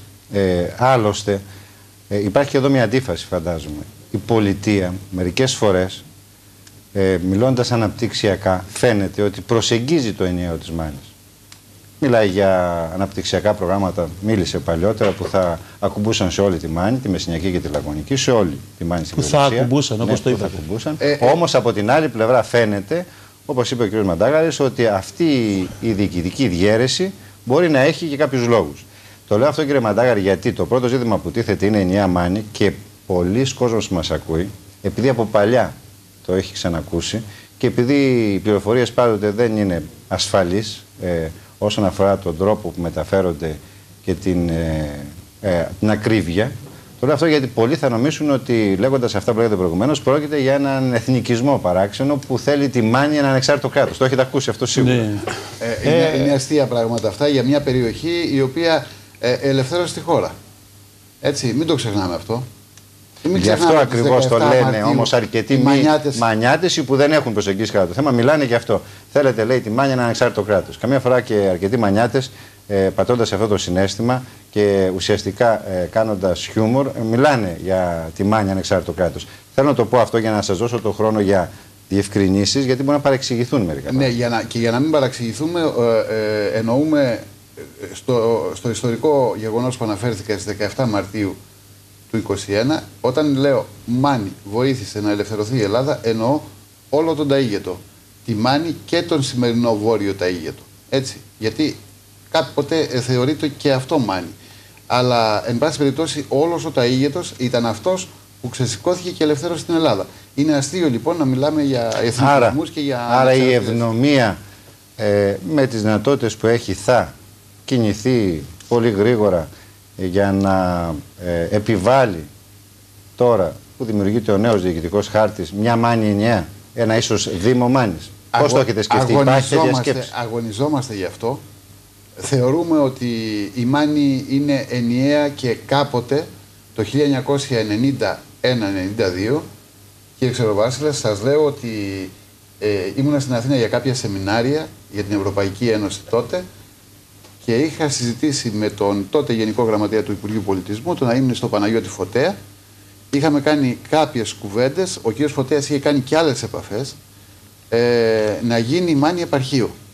Στη συνέχεια, δεν ξέρω για ποιους λόγους εγκαταλείφθηκε αυτή η προσπάθεια, δεν έγινε τίποτα. Θεωρούσα και θεωρώ ότι επειδή ακριβώς είναι ένας χώρος με την ίδια φυσιογνωμία, αλλού πιο έντονη, αλλού λιγότερο έντονη, με τα ίδια πολιτιστικά χαρακτηριστικά, θα μπορούσε να είναι ένας διοικητικός οργανισμός για να αυτοπροστατευτεί κυρίως. Για να αυτοπροστατευτεί. Για να το κλείσουμε αυτό το πρώτο μέρος, ένας από τους στόχους της ευνομίας είναι και το ενιαίο της Μάνης και λέμε, αυτό εγώ βγάζω σαν συμπέρασμα, ότι η Μάνη πρέπει να είναι ενιαία στα πλαίσια άλλωστε και των κριτηρίων που έχει ο Καποδίστριας 1 και πιθανότατα και δεν γίνεται αλλιώς θα έχει και ο Καποδίστριας 2, ότι πρέπει να υπάρχει ένα σύνολο που θα διακρίνεται για την πολιτιστική, την αναπτυξιακή, την φυσική και τα λοιπά οντότητά του. Τη συνέργεια μεταξύ ενός χώρου. Αυτό είναι το βασικό που έπαιξε ρόλο στο να δημιουργηθούν οι Δήμοι. Πολλές φορές δεν πραγματοποιήθηκε και χάλασε τους Δήμους. Όμως λέτε αυτό μόνο και δεν πρόκειται για ένα άκρατο τοπικισμό.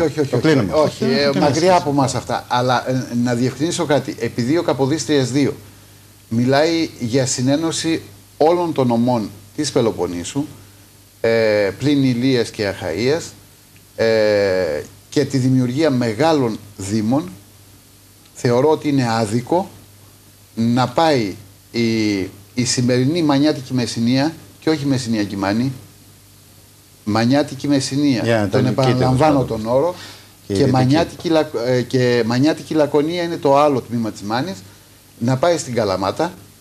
Έτσι, αρκετά έχει πάρει Καλαμάτα από τη Μάνη. Έλεος δηλαδή.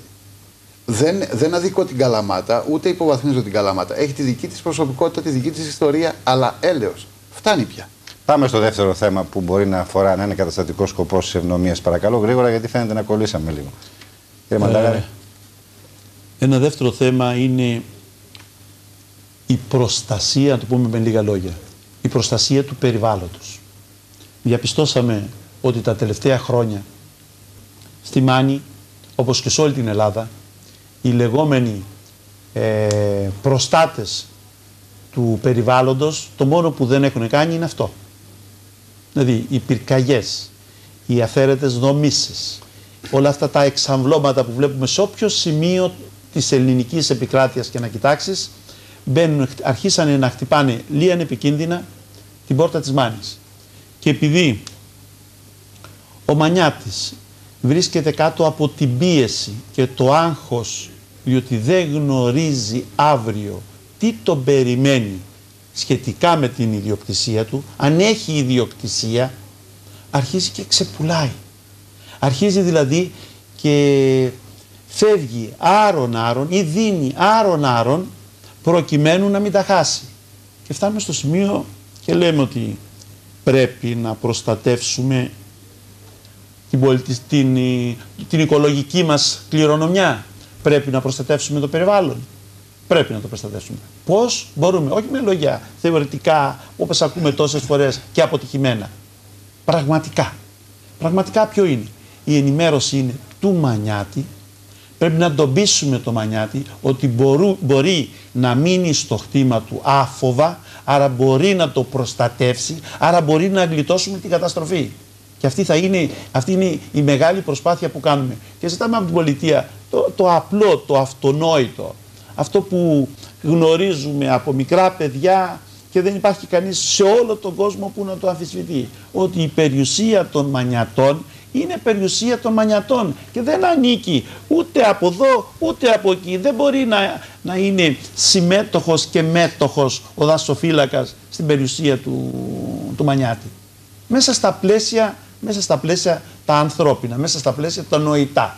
Δηλαδή όσοι φύγαμε και πήγαμε στην πόλη, γυρίσαμε πίσω και βρήκαμε μια αλφα κατάσταση. Αυτή η αλφα κατάσταση που έγινε από την ανάγκη να φύγουμε, αλλά και από την μη προνόηση της πολιτείας να μας βοηθήσει να παραμείνουμε, γίνεται η αιτία αυτή τη στιγμή αφενός με να αποφλιώνεται η Μάνη και αφετέρου, και το τονίζουμε, να κινδυνεύει η Μάνη. Μέχρι τώρα όλες οι περιοχές έχουν χτυπηθεί, βέβαια έχει χτυπηθεί απάνω ο Ταΐγετος και έχουμε κλάψει για αυτή την ιστορία, αλλά τώρα μέρα με τη μέρα κινδυνεύει η Μάνη εάν δεν καταφέρουμε να πείσουμε το Μανιάτη ότι η προστασία των κτημάτων του είναι αναγκαία και μπορεί να επιτευχθεί τόσο από τη συνένωση των δυνάμεων όσο και από την παρέμβαση, την καλώς εννοούμενη παρέμβαση της πολιτείας. Αυτό είναι το δεύτερο θέμα, δηλαδή η οικολογική επιδίωξη, η προστασία του οικολογικού τμήματος της Μάνης, του δάσους μας δηλαδή. Φύγαμε, έχουν γίνει τα χωράφια μας μια φλόγα που μπορεί ανα πάσα στιγμή να ξεσπάσει και θα κλάψουμε για όλη τη Μάνη. Η Ευνομία λοιπόν σκοπεύει να ενημερώσει τους Μανιάτες ότι ενωμένοι, γι' αυτό και ζητάμε ενωμένοι, μπορούμε να πετύχουμε αυτό που πραγματικά έχουμε, αυτό που πραγματικά μας ανήκει, την περιουσία μας. Να προστατεύσουμε την περιουσία μας και να πείσουμε και το Μανιάτη να γίνει φίλος, διότι ακούγονται πολλά και σου λέει, ακούγεται η έκφραση, προκειμένου να μου την πάρουνε, θα την κάψω. Είδατε τι έγινε πέρυσι στον Άγιο Νίκονα. Οι άνθρωποι έφτασε η φωτιά. Να μην πιάσουμε τις φωτιές τώρα, να το αφήσουμε λοιπόν, για μετά. Αυτός είναι ο δεύτερος βασικός λόγος της είδησης της Και ένας λόγος που περιμένω να μου τον ακούσω είναι ακόμα όμως ότι η Μάνη είναι ένα ανοιχτό μουσείο. Αυτό είναι κοινώς παραδεκτό. Ή τουλάχιστον το πιστεύουν, δεν το πιστεύουν, ακόμα και η ελληνική πολιτεία το παραδέχεται και κάποιες φορές, όπως είπαμε και προηγουμένως, σε κάποιους αναπτυξιακούς σχεδιασμούς το βάζει σαν θέμα. Το βλέπει έτσι. Έστω κι αν μετά δεν κάνει τίποτα. Τι θέλω να πω λοιπόν. Υπάρχει στον παλαιότερο Μανιάτη η συνείδηση ότι πραγματικά ήταν ένας διακριτός τόπος. Ζούσε σε ιδιαίτερες συνθήκες γεωγραφικές και φυσικές, διαμόρφωσε μια ιδιαίτερη ζωή, αυτό δεν αμφισβητείται φαντάζομαι από κανέναν, και από την άλλη πλευρά όμως φάνηκε ότι ήταν πολύ φιλικός προς το φυσικό περιβάλλον. Γι' αυτό κιόλας μιλάμε σήμερα για ένα ανεκτήμητο ανθρωπογενή πολιτισμό. Από την άλλη πλευρά, αν μιλήσουμε μόνο για ιδιοκτησιακό και δεν μιλήσουμε για μια ανάπτυξη που θα είναι αποτέλεσμα μια συνείδηση αλλά και μια χρηματοδότηση της πολιτείας για να παραμείνουν όλα αυτά, θα μπορούσε κάποιος να συμπεράνει ότι μπορεί να στραφούμε μόνο προς τα κτήματά μας και τελικά αυτό που θα θεωρήσουμε ή θα νομίσει ότι νομίζουμε ότι η ανάπτυξη είναι αυτό που προστάζει πια η σύγχρονη οικονομία, ο τουρισμός κτλ. Δηλαδή να έχουμε όσο γίνεται περισσότερα κτήματα σε κάποιες ιδιοκτησίες, να χτίσουμε ξενοδοχεία και δωμάτια, να χαλάσουμε αυτό το ανοιχτό μουσείο. Είναι και αυτό κάτι το οποίο φαντάζομαι στη σκέψη του τηλεθεατή. Να το βάλω σε μια βάση πραγματική. Μισό λεπτάκι. Το πρόβλημα είναι να πείσουμε το Μανιάτη ότι μπορεί να μείνει στον τόπο του. Ξεκάθαρα πράγματα. Η Μάνη έχει υποστεί από το Δεύτερο Παγκόσμιο Πόλεμο και μετά, έχει υποστεί μια μείωση του πληθυσμού και μάλιστα του ενεργούς πληθυσμού τεράστια. Πόλεμος, εμφύλιος, ξενιτιά, καράβια. Όταν λέω ξενιτιά εννοώ εσωτερική και εξωτερική, έτσι. Μειώθηκε δραματικά αστιφιλία, Μειώθηκε δραματικά ο πληθυσμός. Από την άλλη μεριά η πολιτεία δεν έχει δώσει τίποτα στη Μάνη. Ένα δρόμο έχουν ανοίξει, την πρώτη επαρχιακή οδό, Καλαμάτας, Καρδαμήλης, Αρεόπολης και οι υπόλοιποι δρόμοι στη Μέσα Μάνη, και ο δρόμος αυτός έγινε με 1000 ζόρια και ξέρετε πολύ καλά για τι δρόμο μιλάμε. Έτσι. Τώρα γίνονται κάποια μπαλώματα, κάποιες διορθωτικές κινήσεις. Από άποψη υποδομών, δημοσίων επενδύσεων δηλαδή, δεν έχει γίνει τίποτα στη Μάνη. Προχθές ήμουν στο Γερό Λιμένα και ντρέπομαι, το λέω, το φωνάζω. Γερό Λιμένα σημαίνει ιερός λιμήν των αρχαίων. Και δεν είναι λιμάνι. Ο ιερός λιμήν των αρχαίων δεν είναι λιμάνι. Δεν μπορεί να πιάσει ένα μικρό κρουαζερόπλοιο, να αφήσει 5 ανθρώπους που κάνουν τουρισμό για να γυρίσουν την περιοχή. Δεν έχει επενδύσει δηλαδή η πολιτεία πουθενά στη Μάνη σε υποδομές. Τα προγράμματα δημοσίων επενδύσεων Μεσσηνίας και Λακωνίας, άμα τα κοιτάξουμε 30 χρόνια, θα δούμε ότι έχουν δοθεί κοκαλάκια στη Μάνη. Από την άλλη πλευρά, η ίδια η πολιτεία, η οποία με την πολιτική της έχει αποδυναμώσει όσον αφορά τον πληθυσμό την περιοχή, δεν έχει δώσει υποδομές, δεν έχει δώσει κίνητρα, έρχεται και τι λέει? Σου παίρνω το κτήμα για να προστατεύσω τάχα το δασικό περιβάλλον, τα βαφτίζει δασικά και τα παίρνει από τον κόσμο. Δηλαδή η πολιτεία η οποία δεν έχει δώσει τίποτα στον κόσμο αυτόν, έρχεται και του παίρνει τα χωράφια. Χωρίς να έχει δώσει ούτε στους ανθρώπους που μένουν στην περιοχή, ούτε στοιχεία παιδείας, για να εκτιμήσουν ότι ο πύργος που έχουν, η στέρνα, το αλόνι τους, η ξερολιθιά, είναι μοναδικά μνημεία. Εγώ κοιτάζω τα βουνά και τα βλέπω γεμάτα ξερολιθιές. Αυτά τα σπέρνανε, τα οργώνανε με τα τσαπιά, με τα χέρια. Λοιπόν, αυτά είναι μνημεία. Μνημεία που έζησαν τους κατοίκους σε εποχές πολύ δύσκολες. Και τελικά έζησαν την Ελλάδα. Από την άλλη πλευρά, κύριε Κοτσονή, πρέπει να σκεφτούμε όμως ότι όταν θέλεις μια ανάπτυξη για τη Μάνη, το λέω για την πολιτεία, θα πρέπει να σκεφτεί ότι τη χρηματοδοτήσει κιόλας. Ίσως ο Μανιάτης να μην του λείπει η συνείδηση ότι αυτό το κτιστό περιβάλλον του παρελθόντος είναι ένα ανεκτήμητο αγαθό, αλλά να πιστεύει ότι αυτό τον τυράννησε και δεν θέλει να τον τυραννάει και σήμερα. Γιατί τον τυραννάει σήμερα. Δηλαδή, τι εννοώ? Δεν υπάρχει χρηματοδότηση για να στεριώσει τον πύργο που πέφτει, δεν υπάρχει κάποιο κριτήριο για αυτόν που θα χτίσει με πέτρα και θα συντηρήσει το περιβάλλον. Θα μπορούσε, ας το πούμε, τέλος πάντων και εκεί να υπάρχει ενίσχυση. Ένα σωρό προγράμματα τρέχουν. Όλα αυτά τροφοδοτούν και σου λέει: εγώ έχω και βιοποριστικούς σκοπούς. Πρέπει να επιζήσω και τέλος πάντων το μνημείο είναι το μνημείο που εμείς το φτιάξαμε, οι προγονείς μου, αλλά εγώ για να το συντηρήσω. Έχει αλλάξει και η εποχή. Δεν θα μπορούσε ίσως να καταβάλω την ίδια κόστος. Εκεί είναι το πρόβλημα. Μήπως είναι συνειδητό το πρόβλημα? Έχω κάποιες ωραίες φωτογραφίες, θα παρακαλέσω τον Σακελαρόπουλο, τον Αντώνη, το σκηνοθέτη της εκπομπής, να τις δούμε. Στο φάκελο 1 μιλάμε για πεζούλια, για ξερολιθιές που λέγαμε προηγουμένως, οι οποίες αρχίζουν από τη θάλασσα και μπορούν να φτάσουν μέχρι το βουνό. Είναι αυτό το, πέρα από το κτιστό ανθρωπογενές περιβάλλον στη Μάνη, που είναι οι πύργοι, τα σπίτια κτλ. Τα μεγαλύτερα μνημεία είναι αυτές οι πεζούλες. Υπάρχει ένα περιβάλλον έξω στην Ύπαιθρο, όπου ο Μανιάτης φαίνεται ότι στην κυριολεξία έσκαψε την πέτρα και γέμισε. Και είναι αυτό που λέγαμε πολύ καλά πριν αρχίσει αυτή η εκπομπή, συζητώντας ότι έβγαζε ο Μανιάτης, το λέει ο κ. Μαντάγαρης ίσως, τα παπούτσια του και μπορούσε να προχωράει με τις κάλτσες στο χωράφι του. Τόσο πολύ καλύτερη προσοχή, γιατί στην πολλή πέτρα και στο λίγο χώμα έπρεπε να είναι μεγάλη προσπάθεια προφανώς. Να δούμε και μια άλλη εικόνα. Είναι πολύ κατατοπιστική. Δίπλα στη θάλασσα, είναι κάπου κοντά στο Γερολιμένα. Πραγματικά περνάς και χάνεται το μάτι σου. Δεξιά είναι μήλι. Είναι ανεμόμυλος αυτό που βλέπετε εκεί. Αυτά όλα ήταν σταροχώραφα, είναι στο Γερολιμένα. Είναι σταροχώραφα, έχει και αλόνια μέσα. Και δεξιά διακρίνεται ο ένας από τους εναπομείναντες μήλους που υπάρχουν στο Γερολιμένα. Γιατί εκεί φυσάει διαρκώς. Να κάνουμε την επόμενη φωτογραφία, να δείτε. Αλώνιζαν. Την επόμενη, παρακαλώ. Αλώνιζαν και έκαναν εδώ είναι ουσιαστικά ένα βουνό που φαίνεται απόλυτα. Προφανώς είναι μετά από κάποια φωτιά. Μετά τις πρόσφατες φωτιά το Αυγούστου. Ναι. Μετά τη φωτιά του Αυγούστου. Πραγματικά όλοι.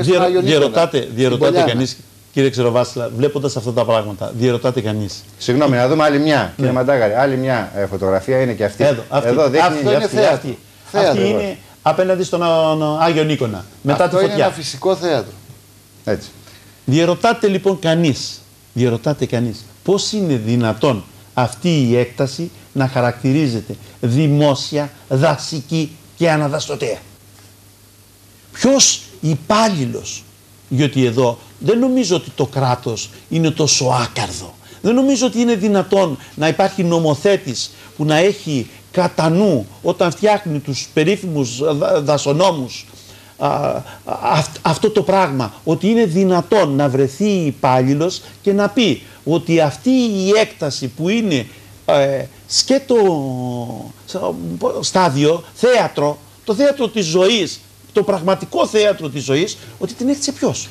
Ο δασάρχης, ο παππούς του, ο προσπάπος του, ο στρατός, ποιος την έκτισε? Και την ίδια στιγμή ο ίδιος άνθρωπος να βλέπει την έκτασή του να βγαίνει δασική και να βλέπει την Πεντέλη ή το Διόνυσο να γεμίζουν βίλες. Είναι καλή. Στα έλατα. Συνεχίζουμε λοιπόν. Θα παρακαλούσα να βλέπουμε στην οθόνη μας και πρωτοσέλιδα από τον τύπο, τοπικό και κεντρικό, αθηναϊκό, που είναι πρωτοσέλιδα που έχουν προκληθεί κυρίως από την ευνομία. Αλλά εμείς να συνεχίσουμε τη συζήτηση και να πάμε σε αυτό που ουσιαστικά προπαγανδίσαμε εντός εισαγωγικών μέσα από το κρόλ προδιαφήμιση εκπομπής, που έλεγε ότι αυτό που αναφέρετε και εσείς πολλές φορές, ότι τελικά η Τουρκία φτάνει μέχρι τη Μάνη. Να το πάρουμε ιστορικά λίγο το θέμα. Ότι τελικά μήπως το ιδιοκτησιακό καθεστώς θα έπρεπε να κρίνεται, κύριε Ορφανέ, με τη λογική, με την ιστορία, αλλά φυσικά και με τον νόμο, την ευνομία. Από την άλλη πλευρά φαίνεται ότι πολλές φορές, θα το συζητήσουμε στη συνέχεια, αυτό το ιδιοκτησιακό καθεστώς προσεγγίζεται με άλλες παραμέτρους. Όχι όλες τις φορές, πολλές φορές όμως με την οικονομία, με τον τουρισμό, με την πολιτική, με τον παραγωγισμό κτλ. Έτσι δεν είναι? Κύριε, θα ήθελα να σας πω το εξής. Ότι μέχρι σήμερα οι δικαστικές αποφάσεις αναγνωρίζουν ότι ναι, δεν μπορεί να υπάρχουν δασικές εκτάσεις στη Μάνη, αλλά όχι δημόσιες. Διότι, όπως γνωρίζετε, στο άρθρο 62 του νόμου 998 του 79 δεν υπάγονται, δεν έχουμε δημόσιες δασικές εκτάσεις και περιλαμβάνονται στο άρθρο και είναι στο άρθρο 62 η Σάμος, τα Ιόνια νησά, εκεί που δεν είχαμε τουρκοκρατία. Όπου λοιπόν δεν είχαμε τουρκοκρατία δεν έχουμε δημόσιες δασικές εκτάσεις. Γιατί όπως έγραφε και ένας προηγούμενος νομικός σύμβουλος εδώ, ότι με το 1833, με νόμο όλες οι περιουσίες των Τούρκων, ιδιωτικές και δημόσιες, περιήλθαν στο ελληνικό δημόσιο. Τι συμβαίνει όμως, κύριε Ορφανέ, τώρα εκεί? Τώρα όμως, και κάπου αλλού δεν πήγαν οι Τούρκοι στη Μάνη. Στη Μάνη όμως πάμε στις 23 Μαρτίου και ακούμε, και μάλιστα εκεί είναι βουλευτές, υπουργοί, επίσημοι, και ακούνε και χειροκροτούν και οι ίδιοι ομιλούν και λένε για την απάτη τη Μάνη. Άκουσα την κυρία Ξανθάκη επανειλημμένως, η απάτη τη Μάνη. Η απάτη τη Μάνη, υπήρχε βέβαια ένα ιδιότυπο καθεστώς και πράγματι δεν είχαμε περιουσίες των Τούρκων ή των ιδιωτών ή του δημοσίου, του τουρκικού δημοσίου. Αφού δεν έχουμε δημόσιες δασικές εκτάσεις και έπρεπε και η Μάνη να υπαχθεί στο άρθρο 62. Εδώ όμως για τη Μάνη συμβαίνει αυτό που είπε ο Ροίδης. Σε τούτο τον τόπο καμιά πράξη φιλοπατρίας δεν έμεινε ατιμόρυτη. Ερμηνεύω σωστά τα πράγματα αν θα πω ότι τελικά φαίνεται ότι τα πολιτικά κόμματα, οι βουλευτές, αναγνωρίζουν, συμπαρίστανται, συμπανηγυρίζουν. Από την άλλη πλευρά, γνωρίζουν δηλαδή ότι η Μάνη ήταν αδούλωτη. Από την άλλη πλευρά όμως δεν φαίνεται να έχει γίνει κάποια πολιτική πράξη ή τουλάχιστον δεν υπάρχει μια πρόοδος που να απελευθερώνει τους μανιάτες. Είναι υπόδουλοι ακόμα οι μανιάτες σε ένα καθεστώς, σε μια κατάσταση η οποία ιστορικά τουλάχιστον είναι κάτι το... Και θα ήθελα να πω την υπόθεση του κυρίου Μαντάγαλη. Έρχεται το δικαστήριο. Στο πρωτόκολλο διοικητικής αποβολής που με είχε εξουσιο δικηγόρο το 1991 εκδόθηκε η υπαριθμό 36 του 91 απόφαση. Και είχαμε κάνει ανακοπή κατά το πρωτόκολλο διοικητικής αποβολής και ακυρώθηκε το πρωτόκολλο διοικητικής αποβολής. Το δημόσιο έκανε έφεση και πήγαμε στο πρωτοδικείο. Και εκεί δικαιωθήκαμε. Και απειλάγει. Αλλά λένε ότι οι αποφάσεις, αυτά είναι που δεν είναι, δεν είναι νόμος. Λένε οι αποφάσεις επί των πρωτοκόλων διοικητικής αποβολής κρίνονται ως ασφαλιστικά μέτρα και δεν δημιουργούν δεδικασμένων. Γι' αυτό ενώ κέρδισε ο κύριος Μαντάγαρης σε μια έκταση που έχει 12.200 εκεί δική του, με αλόνια, την καλλιεργούσαν, όλα αυτά τα αποδείξαμε στο δικαστήριο, Ο Ειρηνοδίκης λέει ότι δεν υπάρχουν δημόσιες δασικές εκτάσεις. Όλες οι αποφάσεις σχεδόν των δικαστηρίων για τη Μάνη λένε δεν έχουμε δημόσιες δασικές εκτάσεις. Άλλο αν είναι δασική. Δεν είναι δημόσια όμως, γιατί δεν ήταν Τούρκοι, αφού ήταν ιδιότυπο το καθεστώς αυτό. Λοιπόν, και ο κύριος Μαντάγαρης λοιπόν, ενώ έχει κερδίσει τις υποθέσεις αυτές, κάνει αγωγή το δημόσιο το 2004.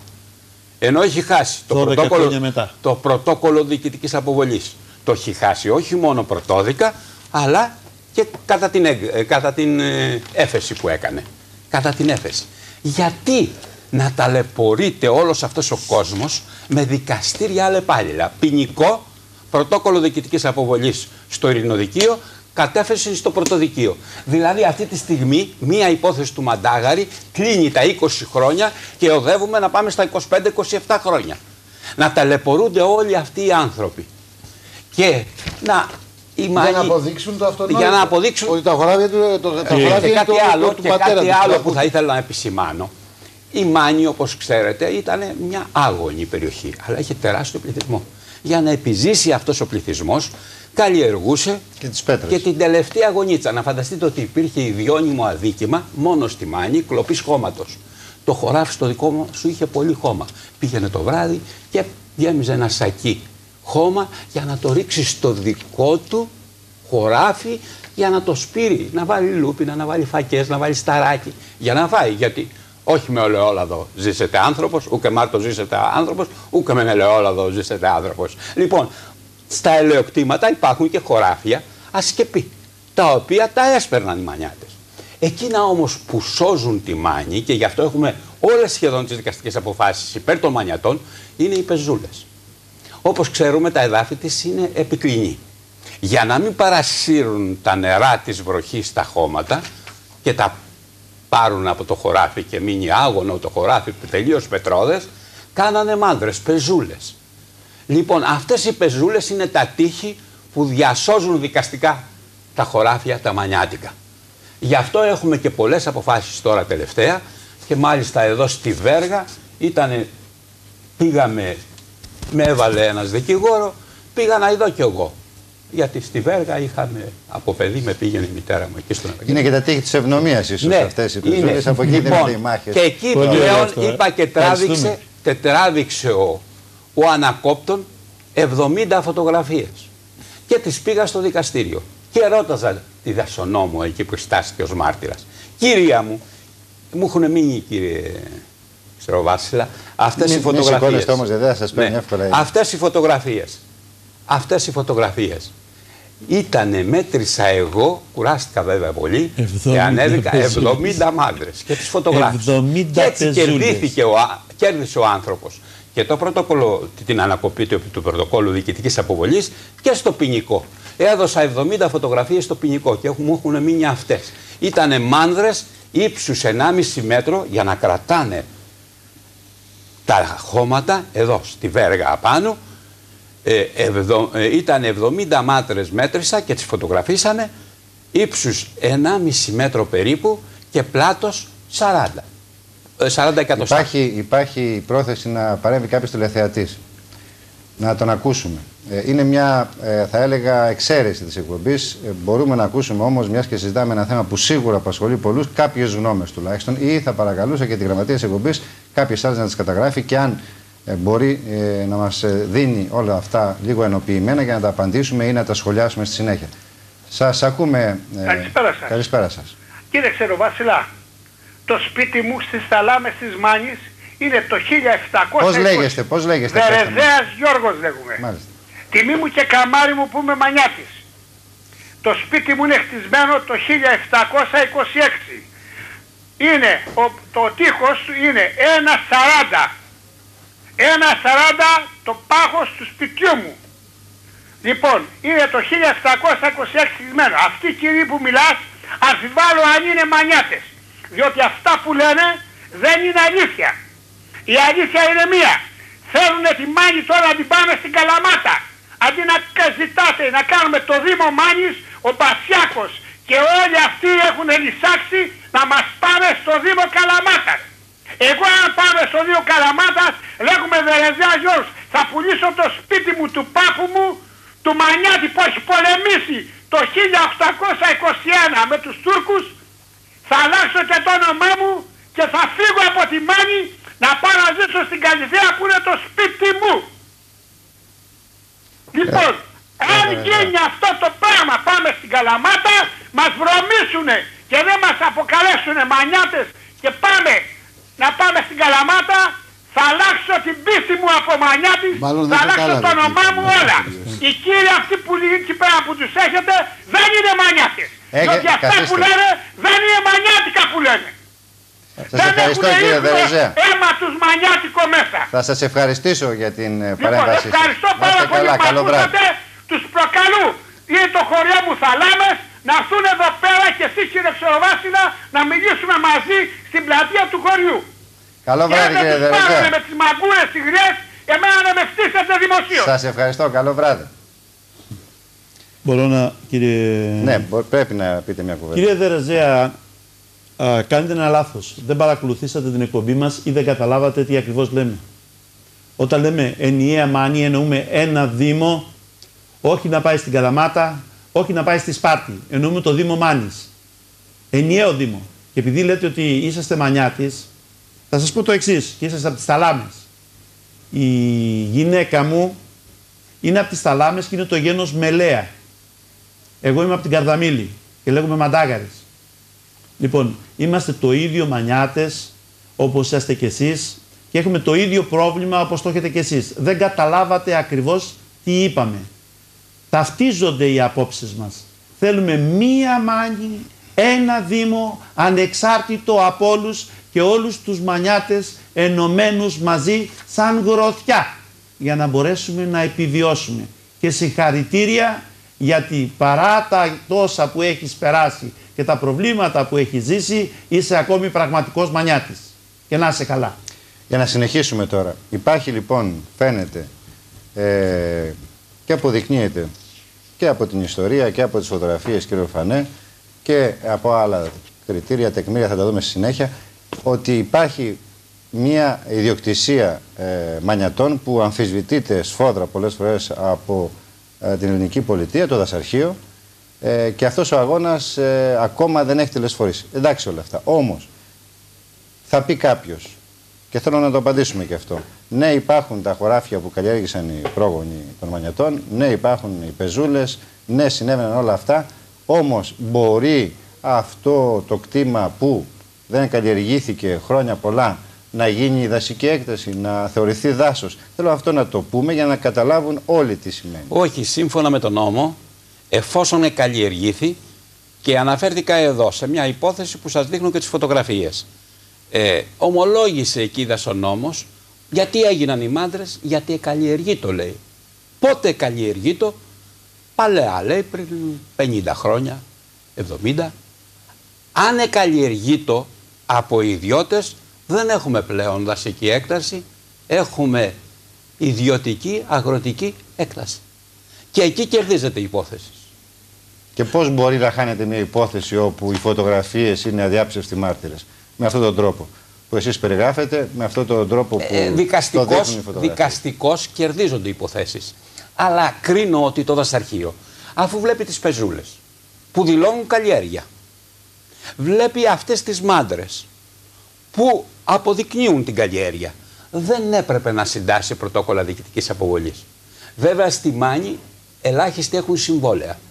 Γιατί λέγαμε ο Μανιάτης με το λόγο του. Το λέτε αυτό γιατί προφανώς ένας τρόπος, μια απόδειξη είναι αυτό που λέτε. Η άλλη απόδειξη όμως είναι προφανώς ο νόμος θα θέλει αυτό που λέμε, ότι καλλιεργήθηκε η έκταση, να αποδεικνύεται με κάποιο τρόπο. Ποια είναι τα αποδεικτικά στοιχεία? Τα αποδεικτικά στοιχεία εκτός από τις πεζούλες είναι οι μάρτυρες, είναι ο τεράστιος πληθυσμός της Μάνης που αποζούσε από την καλλιέργεια. Να φανταστείτε, όταν εγώ ήμουν ασκούμενος δικηγόρος, η πλάτσα είχε 2.500.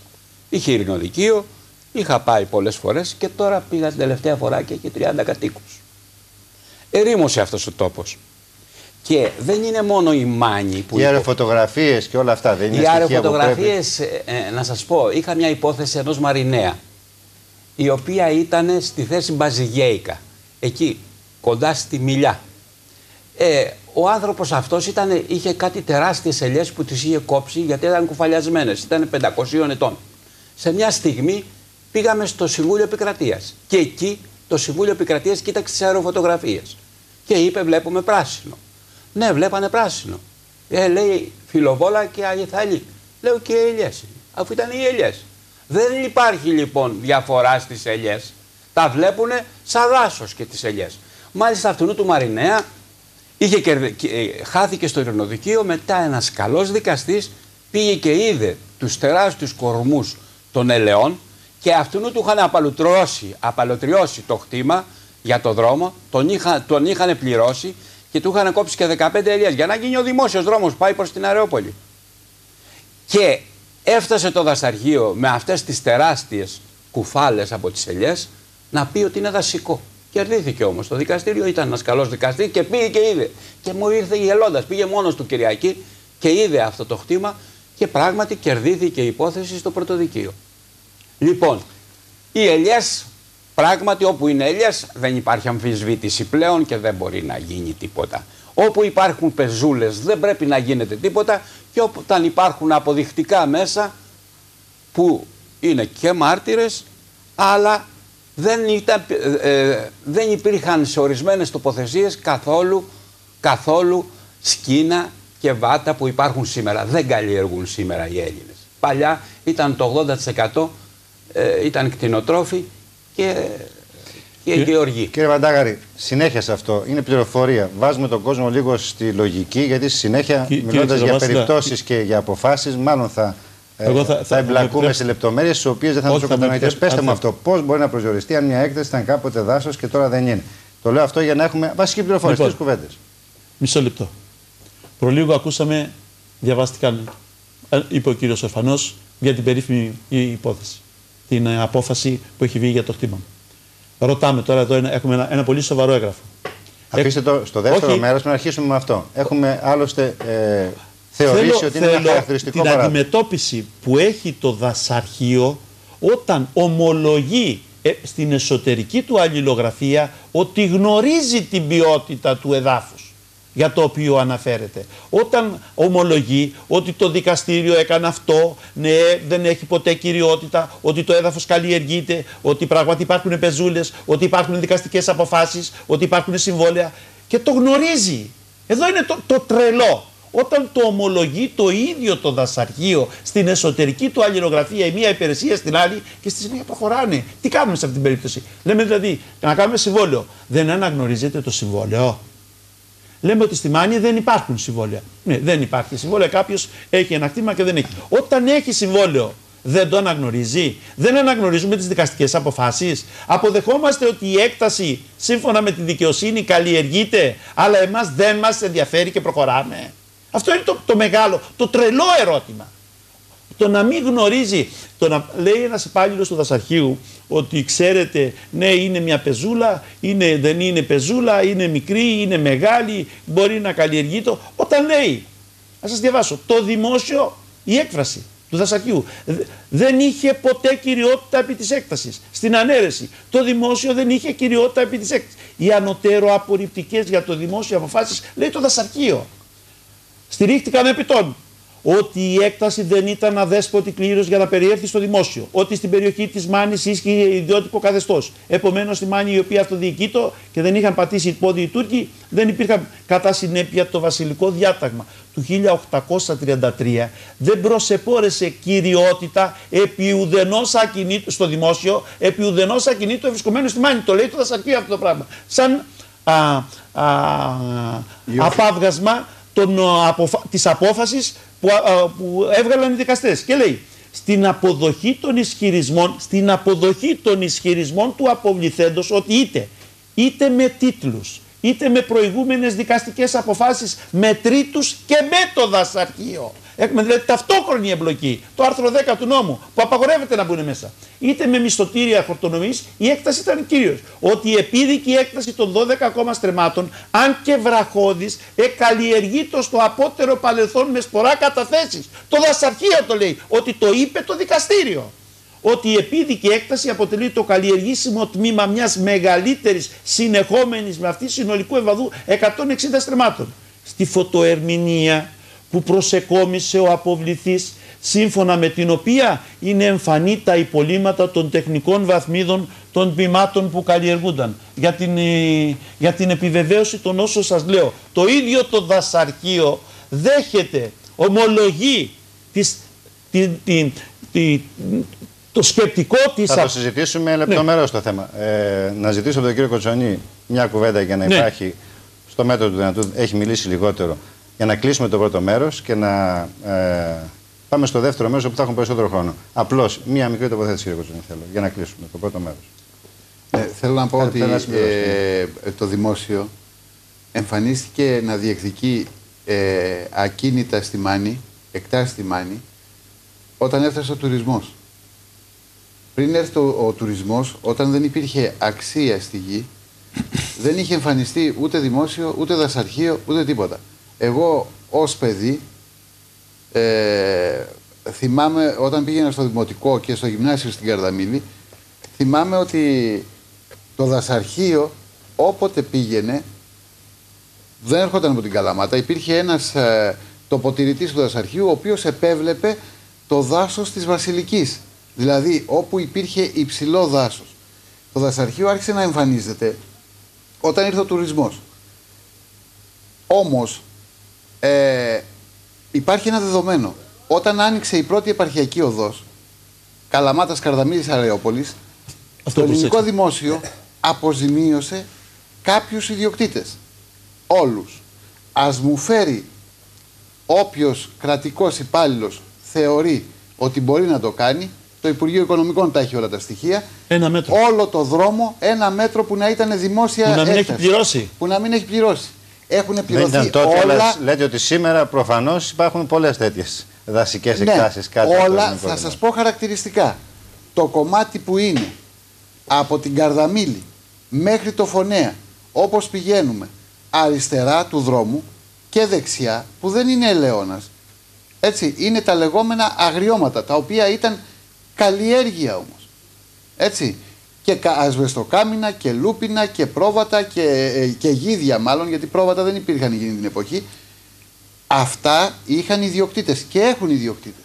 Εκείνη την εποχή λοιπόν αποζημιώθηκαν όλοι οι ιδιοκτήτες. Σήμερα όποιος τολμήσει να πάει να τα αγγίξει, να τον πετάξουν έξω. Πάμε σε ένα διάλειμμα παρακαλώ, μια βόλτα στην τοπική αγορά. Επιστρέφουμε το συντομότερο για το δεύτερο μέρος που θα είναι περισσότερο ενδιαφέρον, αφού θα μιλήσουμε για όλα αυτά τα παράλογα που συμβαίνουν αυτό το καιρό στη Μάνη και με παραδείγματα.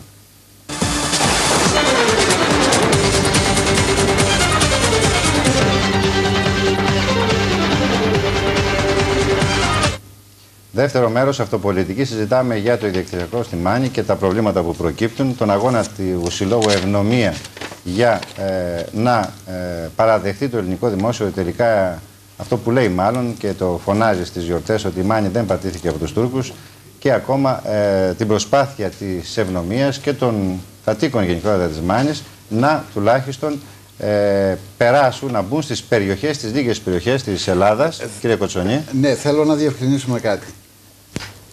Η Ευνομία δεν ζητά να ξεχαρβαλωθεί το σύστημα, να το πω λαϊκά, για να μην θεωρηθεί δηλαδή ότι εμείς θέλουμε να πάρουμε όλα τα βουνά και τα λαγκάδια και να τα κάνουμε δικά μας και να τα κάνουμε να τα πουλήσουμε οικόπεδα. Γιατί κάτι τέτοια ακούγονται από διάφορους. Από μερικούς μπορεί να ακούσουν και εμείς θέλουμε το εξής.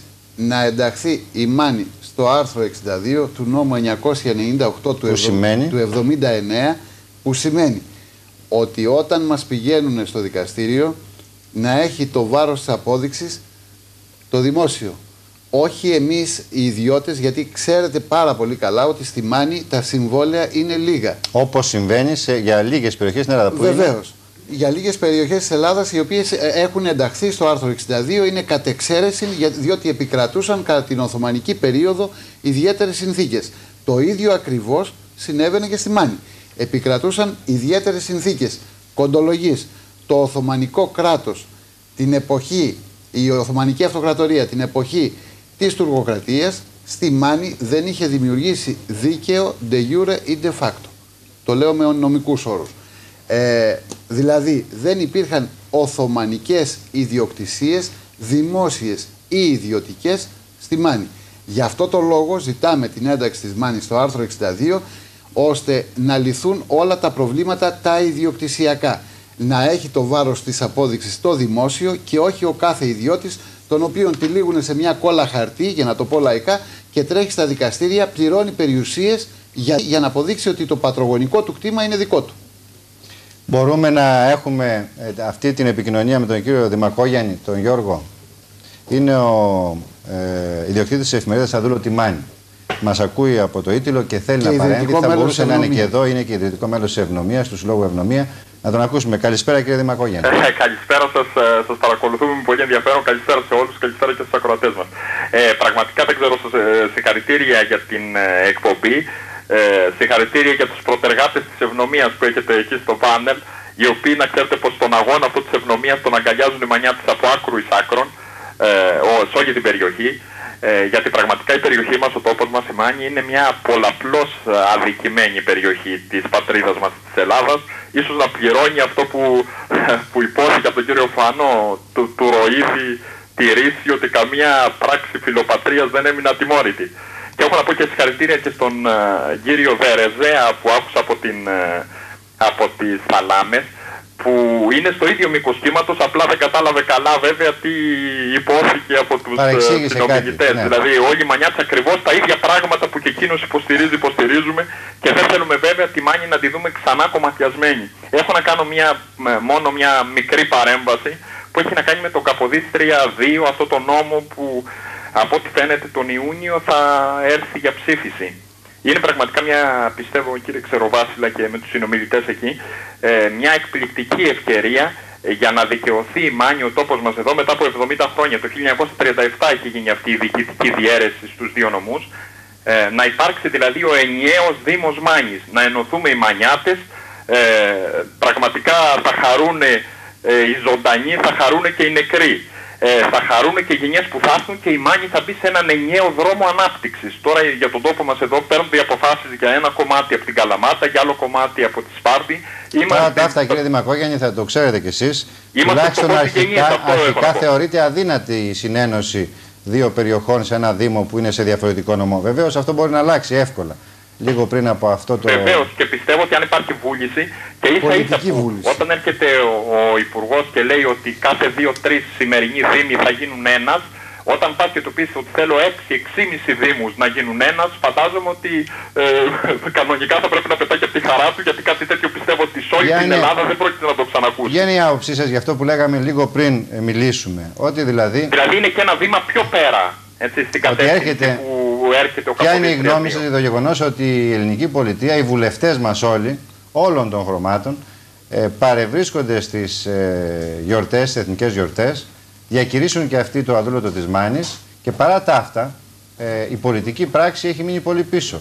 Οι μανιάτες ακόμα είναι υπόδουλοι, τουλάχιστον σε πολλά πράγματα. Είναι αυτό που λέει ο κ. Κοτσονής προηγουμένως, ότι τέλος πάντων τουλάχιστον αυτό, δηλαδή το να παραδεχτούμε ότι η Μάνη δεν πατήθηκε από Τούρκους όπως και κάποιες άλλες περιοχές, και ότι εδώ πια με βάση τον νόμο θα πρέπει το βάρος απόδειξης και το ιδιοκτησιακό να το έχει το κράτος, η ελληνική πολιτεία, και όχι ο ιδιώτης, τουλάχιστον αυτό φαίνεται πάρα πολύ απλό να γίνει. Γιατί δεν έχουν επισυμβεί όλα αυτά? Ξέρετε, κύριε Ξεροβάσιλα, μέχρι τώρα φτάσαμε σε σημείο δηλαδή να έχουμε αυτά τα προβλήματα τα οποία θίγουν τόσο εύστοχα οι συνομιλητές σας, να έχουμε αυτά τα προβλήματα στον τόπο μας, και όμως ο μανιάτης βουλευτής, για να πούμε και ονόματα στην συζήτηση, ο μανιάτης βουλευτής Λακωνίας, ο Γρηγόρος Αποστολάκος, ήταν ο εισηγητής του κυβερνώντος κόμματος πριν λίγες μέρες για τα βακούφια της Θράκης. Και μάλιστα για κάτι για το οποίο αντιδρά πολύ ο θρακικός, ο ντόπιος, ο ελληνικός πληθυσμός της Θράκης. Τέλος πάντων, δηλαδή από τους πολιτικούς μας είμαστε πολύ πικραμένοι οι μανιάτες, και κάποια στιγμή θα την κάνουμε την επανάστασή μας την εσωτερική. Να ξεχωρίσουμε κάποια πράγματα. Δεν έχουν δώσει μάχες για τον τόπο μας. Αυτό είναι γεγονός. Δηλαδή έχουν δώσει μάχες για τον εαυτό τους, για να ορίζουν τις ψήφους των μανιατών, έτσι. Δεν έχουν κάνει εκείνο που πρέπει για τον τόπο μας. Εγώ βέβαια, για να μην καταχρώμε του χρόνου σας, θέλω να συνεχίσω στην κατεύθυνση αυτή που έλεγα για τον ενιαίο Δήμο Μάνης, γιατί ακούω από διάφορους συμπολίτες μας εδώ, συμπατριώτες μας, που λένε και πού θα είναι η έδρα, ας πούμε. Αν γίνει έδρα, ξέρω εγώ, εκεί ή αλλού, δεν θα μπορούμε να εξυπηρετηθούμε. Να ξέρουν, να γνωρίζουν όλοι οι μανιάτες ότι η κατεύθυνση του νέου νόμου λέει ότι ο κάθε υπάρχον δήμος στον κάθε υπάρχοντα Δήμο θα μείνει το ΚΕΠ και μια γραμματεία η οποία αυτή θα εξυπηρετεί το ίδιο τους πολίτες όπως ως τώρα, έτσι. Δεν πρόκειται δηλαδή, και μάλιστα θα οριστεί στο νέο Δήμο ένας αντιδήμαρχος αρμόδιος για το σημερινό Δήμο. Δηλαδή κοντολογής δεν θα υπάρξει κανένα το παραμικρό πρόβλημα στην εξυπηρέτηση του πολίτη. Δηλαδή με λίγα λόγια, και οι Κιτριές να είναι η έδρα του Δήμου Μάνης, ο Γερολιμένας ή το Σκουτάρι, για εμάς τους Μανιάτες είναι το ίδιο. Μάλιστα. Δεν πρόκειται να αλλάξει τίποτα στην εξυπηρέτηση μας, και αυτό να το καταλάβουμε καλά. Και επιπλέον, να πω το εξής, ακούω κάποιους ας πούμε μεμονωμένους ανθρώπους από τη δυτική πλευρά της Μάνης να λένε ότι πρέπει οι δύο Δήμοι ας πούμε να πάνε Καλαμάτα, έτσι είναι το σωστό λέει. Εγώ έχω να πω το εξής, η Καλαμάτα είναι ένα αστικό κέντρο, έχει τη δική της ιστορία, τη δική της περηφάνεια και πολύ σωστά, έτσι. Αλλά δεν πάει να είναι ένα αστικό κέντρο που μέσα σε ένα τέτοιο Δήμο μεγάλο που θα ανήκουν οι δύο αυτές τις περιοχές, ποια υπόσταση θα έχει σε ένα Δήμο Καλαμάτας τον Ομιτσί ή οι Θαλάμες ή η Μιλιά. Δεν πρόκειται να έχει το παραμικρή. Μοιραία τον προϋπολογισμό του Δήμου θα τον καταπίνει το αστικό κέντρο. Δηλαδή πραγματικά για μία ακόμα φορά θα είμαστε... Όση σημασία έχει, να το πω εγώ θαρετά, όση σημασία έχει σήμερα για την Καλαμάτα η Αρτεμισία, ας πούμε, ή τέλος πάντων γενικότερα η περιοχή της Αλαγωνία. Δυστυχώς αυτή είναι η κατάσταση, έτσι. Και ένα τελευταίο, δηλαδή ας ορίσουμε και μία κόκκινη γραμμή στην υποχώρησή μας, αν δεν γίνει αυτός ο ενιαίος Δήμος Μάνης. Ας γίνουν που λέω εγώ δύο Δήμοι, ένας Δήμος όλη η δυτική πλευρά, και όταν λέω όλη η δυτική πλευρά αναφέρομαι από τη Βέργα, το Αλμυρό, το Ξερίλα δηλαδή, μέχρι το Τέναρο, και όλη η ανατολική πλευρά από τα Τρίγητα και τις Αιγές μέχρι το Τέναρο επίσης. Ας γίνουν δύο Δήμοι, ένας Δήμος Ανατολικής Μάνης και ένας Δήμος Δυτικής Μάνης. Να υπάρχει και το όνομα Μάνη, και όταν λέμε Δυτική Μάνη να είναι όλη η Δυτική Μάνη, και όταν λέμε Ανατολική Μάνη να είναι όλη η Ανατολική Μάνη. Γιατί εδώ έχουμε το οξύμορο, το ξέρετε στους σημερινούς Δήμους, να υπάρχει ένας μικρός Δήμος Ανατολικής Μάνης με έδαφο Γκότρονα, ας πούμε, και να μην υπάρχει αντίστοιχος Δήμος με Δυτικής Μάνης ή οτιδήποτε. Δηλαδή εδώ έχουμε χαλάσει και το νόημα των λέξεων, ας πούμε. Καταλάβατε και εγώ τι θέλω να πω, και πολύ πολύ σας ευχαριστώ που με ακούσατε. Να είστε καλά, καλό βράδυ. Να είστε καλά, να ξέρετε, παρακολουθούμε πάντως με πολύ ενδιαφέρον τη συγκεκριμένη συζήτηση και πολύ πολύ σας ευχαριστούμε που επιλέγετε τέτοιου είδους θεματολογία. Καληνύχτα Μανιάτη, καληνύχτα. Να είστε καλά. Βέβαια μέσα από αυτή τη συζήτηση επιμένω, παρά το ότι και εγώ είμαι Μανιάτης και δεν μπορώ να αφίσταμαι από τίποτα σχεδόν, όμως πρέπει να είμαι αντικειμενικός, όπως προσπαθώ κάθε φορά και μερικοί λένε ότι το καταφέρνουμε, ότι ο μη Μανιάτης τηλεθεατής εισπράττει έναν τοπικισμό. Και αυτό θέλω να το δικαιολογήσετε, γιατί αλλιώς θα παρεξηγηθεί. Το ξαναλέω πάλι. Δεν είναι τοπικισμός. Νομίζω ότι... Σαν να λειτουργεί ο Μανιάτης λίγο ξέχωρα από τους άλλους. Πάρα πολύ ωραία η παρέμβαση του κ. Δημακόγιαννη, αλλά πραγματικά όπως ετέθηκε από την άλλη παρέμβαση προηγουμένως, φαίνεται ότι θεωρείται η Μάνη ένα ξεχωριστό μέρος πια, τόσο πολύ ξεχωριστό που ίσως να ενοχλεί τους άλλους. Δεν εξ αντικειμένου η Μάνη, όπως προείπαμε, είναι ένα ιδιαίτερο μέρος. Με ιδιαίτερη ιστορία, ιδιαίτερη πολιτιστική φυσιογνωμία, ιδιαίτερη γεωμορφολογία. Έτσι, είναι ένα ιδιαίτερο μέρος. Είναι η Χερσόνησος του Ταϊγέτου, του Τενάρου. Νομίζω ότι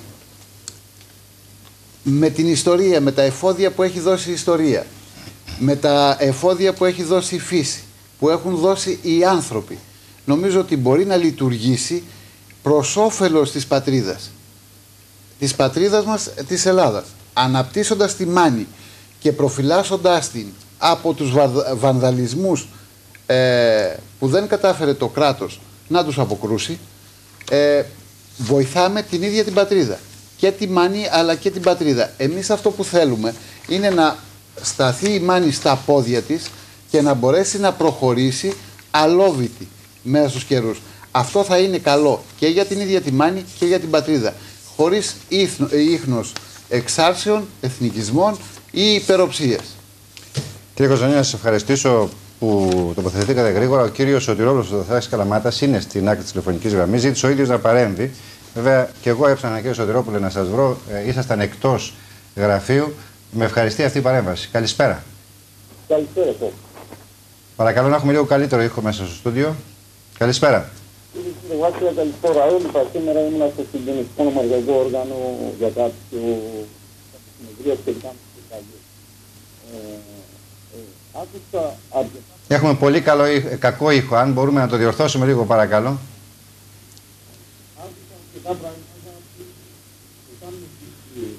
Δεν σας ακούω καλά. Γιατί όμως? Μιλάτε από κινητό? Περίεργο. Σας παίρνουμε λοιπόν για να είναι πιο καλή η συνομιλία μας σε λίγο. Παρακαλώ να με ειδοποιήσετε όταν μπορούμε να μιλήσουμε καθαρά με τον κύριο Σωτηρόπουλο. Κύριε Ξεροβάσιλα, επ' αυτού ότι δεν αναφερόμεθα μόνο στη Μάνη, να πω 5 κουβέντες. Δεν έχει πρόβλημα μόνο η Μάνη. Και η Καλαμάτα έχει πρόβλημα. Ορίστε, αυτή η απόφαση του 98. Με αυτή την απόφαση του 98, το χτήμα Μπαλί πάνω από το κτέλ στην Αγιάνα κατελήφθη από το δημόσιο και περιφράχτηκε 35 στρέμματα. Όταν προηγουμένως το 1977 το 1977 με είχαν δικηγόρο και έγινε απαλωτρίωση 25 στρεμμάτων από το χτήμα Μπαλί μέχρι τον ποταμό Νέδοντα και έγινε αποζημίωση. Σε αυτή είναι η απόφαση 58. Έρχεται λοιπόν με την απόφαση αυτή της περιφέρειας που αναφέρει και έχει υπογραφή του κυρίου Μπαζίγου και καταλαμβάνεται για να γίνει άλσος το ιδιωτικό χτήμα. Και ποιος το λέει ότι είναι ιδιωτικό χτήμα? Η απόφαση της απαλωτρίωσης, την οποία την έχω εδώ, η υπαριθμόν 58. Μας παίρνει τα 25 στρέμματα εμάς και μαζί και άλλο για να γίνει το πεδίο βολής. Και έχει σύνορο την υπόλοιπα, αυτή η απόφαση, η 58 μιλάει ότι το δημόσιο έχει εκεί μόνο 610 τετραγωνικά μέτρα, ένα δρομάκι προς τον Έδοντα. Δεν υπήρχε άλλη δημόσια έκταση. Και έρχεται η απόφαση αυτή και κηρύσσει αναδασωτέα μια έκταση 35 στρεμμάτων της οικογένειας Μπαλί, την οποία την είχε πάρει το 1936 και είναι 300 στρεμμάτων όταν την αγόρασε το 1936, είναι του πρώτου δημάρχου της Καλαμάτας, Φιλικού και στην Επανάσταση, του Τζάνε. Και το προηγούμενο συμβόλαιο είχε γίνει το 1882, δηλαδή έχει τίτλους αυτή η έκταση. Μας παίρνει τα 25 στρέμματα προς το ποτάμι τα ακραία και δίνει σύνορο την υπόλοιπη έκτασή μας, αυτά τα 25. Και την υπόλοιπη έκτασή μας την καταλαμβάνει με την απόφαση αυτή το ελληνικό δημόσιο και την περιφράση. Αν λοιπόν ήταν ένας άνθρωπος, τέλος πάντων, που ήταν εκεί, θα μπορούσε να αντιδράσει και να υπερασπίσει την περιουσία του αυτοδυνάμως. Έχει δικαίωμα με αυτοδύναμη προστασία της νομής. Λοιπόν, ο κύριος Σωτηρόπουλος μας ακούει όμως τώρα. Μπορούμε να μιλήσουμε με τον Δασάρχη Καλαμάτας. Καλησπέρα και πάλι. Καλησπέρα κύριε Χριστοδροβάσιλα.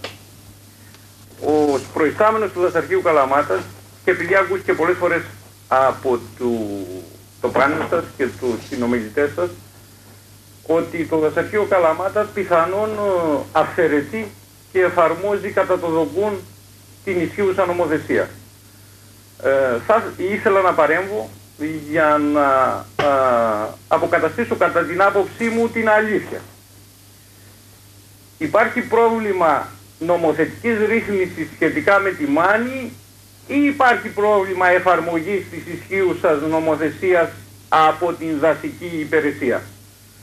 Εάν υπάρχει πρόβλημα νομοθετικής ρύθμισης, όπως ζητάν να υπαρθεί στο άρθρο 62, το οποίο κατά την άποψή μου πιστεύω ότι δεν εξυπηρετεί τους μανιάτες, γιατί αν αναγνωρίσουν οι ιδιωτικές δασικές εκτάσεις δεν θα μπορούν να τις κάνουν τίποτα, παρά μόνο να είναι ιδιοκτήτες δασικών εκτάσεων, στις οποίες δεν μπορούν να κάνουν οποιαδήποτε αλλαγή χρήσης και οποιαδήποτε επέμβαση. Από το 1979 που ίσχυσε το 998 το 79, γιατί δεν άλλαξε μέχρι σήμερα? Παρότι και με έγγραφα το Υπουργείο και πολλοί άλλοι αποδέχονται ότι πράγματι θα έπρεπε και η Μάνη να υπαχθεί στο καθεστώς των Ιωνίσων των Δωδεκανήσων, όπου το τεκμήριο της κυριότητας δεν είναι υπέρ του δημοσίου, αλλά είναι εξίσου μεταξύ του κράτους και των πολιτών. Εάν ισχύσει αυτός ο νόμος, εμείς και αλλάξει ο 998 το 79, είμαστε υποχρεωμένοι να τον εφαρμόσουμε. Αυτή τη στιγμή όμως και η Μάνη αντιμετωπίζεται όσον αφορά τις δασικές εκτάσεις όπως όλες οι υπόλοιπες εκτάσεις της Ελλάδος. Στην εφαρμογή του νόμου για αυτές τις εκτάσεις δεν μπορούμε να διαφοροποιούμαστε ως υπάλληλοι μιας υπηρεσίας και εφαρμόζοντας τον ισχύοντα νόμο σε σχέση με τους άλλους πολίτες. Όσον αφορά την ιστορία της Μάνης, ποτέ το δασαρχείο δεν αναφέρθηκε στο αν καταπατήθηκε από Τούρκους ή δεν καταπατήθηκε ή οτιδήποτε. Προσωπικά ο κάθε υπάλληλος μπορεί να έχει οποιαδήποτε άποψη. Από εκεί και πέρα όμως, αυτό που ισχυρίζονται οι παριστάμενοι στο πάνελ σας αναφέρθηκε από δικηγόρο του δημοσίου σε κάποια έφεση επί πρωτοκόλου και δεν έχει καμία σχέση με το δασαρχείο. Επιπλέον θέλω να πω, γιατί ακούστηκε ότι οι δικαστικές επιφάσεις επί ασφαλιστικών μέτρων δεν γίνονται σεβαστές από το δασαρχείο. Γίνονται απόλυτα σεβαστές. Άλλο όμως τα ασφαλιστικά μέτρα και η έκδοση πρωτοκόλων διοικητικής αποβολής, άλλο οι διεκδικητικές αγωγές. Σε αποφάσεις επί των διεκδικητικών αγωγών, το δημόσιο είναι υποχρεωμένο να θεωρήσει τους φερόμενους ιδιοκτήτες με την απόφαση ως ιδιοκτήτες της έκτασης. Δεν μπορεί να κάνει αλλιώς. Σε αποφάσεις επί πρωτοκόλων, είτε επικύρωσης πρωτοκόλων διοικητικής αποβολής είτε ακύρωσης, οι αποφάσεις αυτές δεν θεωρούνται ότι προσπορίζουν στον ανακόπτοντα κυριότητα. Επομένως, στην προκειμένη περίπτωση είναι θέμα παρανομίας των δασικών υπαλλήλων ή θέμα έλλειψης νόμου και ανάγκης νομοθετικής ρύθμισης. Εάν υπάρχει τέτοια ανάγκη, καμία αντίρρηση να το εισηγηθούμε και το έχουμε εισηγηθεί και εμείς. Ίσως η Μάνη θα έπρεπε να μπει στις εξαιρέσεις του 998 και στο άρθρο 62, παρότι πιστεύουμε και έχω την άποψη και εγώ και όλοι οι δασικοί υπάλληλοι ότι αυτό δεν εξυπηρετεί τους μανιάτες. Θα έπρεπε, πιστεύω κατά την άποψή μου, να γίνει νομοθετική ρύθμιση για τα παλιά χωράφια. Αυτή τη στιγμή ισχύει κάποια νομοθετική ρύθμιση για τα παλιά χωράφια, αλλά επειδή οι μανιάτες δεν έχουν στο σύνολό τους τίτλους, η νομοθετική ρύθμιση αυτή απαιτεί ύπαρξη τίτλων πριν το 1946. Επομένως, παρότι παλιά χωράφια αυτή τη στιγμή δασώθηκαν... Είναι παράλογο φυσικά αυτό, κύριε. Είναι παράλογο. Από εκεί και πέρα αυτό ισχύει σήμερα, κύριε Ξηροβάσιλα. Απαιτείται σειρά τίτλων από το 1946 μέχρι σήμερα και επιβεβαίωση της αγροτικής μορφής τα έτη 1946 ή 1960 βάσει των αεροφωτογραφιών, ώστε να αναγνωριστούν αυτές οι εκτάσεις και να απελευθερωθούν από τις διατάξεις της δασικής νομοθεσίας. Σε όσους είχαν αυτές τις προϋποθέσεις αναγνωρίστηκαν. Υπάρχουν αρκετές περιπτώσεις στη Μάνη που αναγνωρίστηκαν που είχαν αυτούς τους τίτλους. Οι υπόλοιποι που δεν ήταν παλιά χωράφια και είχαν τίτλους για κάποιες εκτάσεις θα πρέπει να ακολουθήσουν τη διαδικασία της διεκδικητικής αγωγής. Οι αποφάσεις των δικαστηρίων επί των διεκδικητικών αγωγών είναι υποχρεωτικά αποδεκτές από την υπηρεσία και οι κάτοχοι των εκτάσεων αυτών θεωρούνται δασοκτήμονες, δηλαδή ιδιοκτήτες δασικών εκτάσεων. Μάλιστα. Δεν ξέρω αν υπάρχει αντίλογος ή μάλλον συζήτηση να κάνουμε. Αν θέλει κάποιος, κύριε Ορφανέ, γιατί και σε εσάς αναφέρει. Γιατί ο κύριος Μαντάγαρης έκανε ανακοπή κατά το πρωτοκόλλο διοικητικής αποβολής το 1991. Δικαστής δίκασε. Την κέρδισε την υπόθεση με δικηγόρο πληρεξούσιο εμένα. Το δημόσιο έκανε έφεση.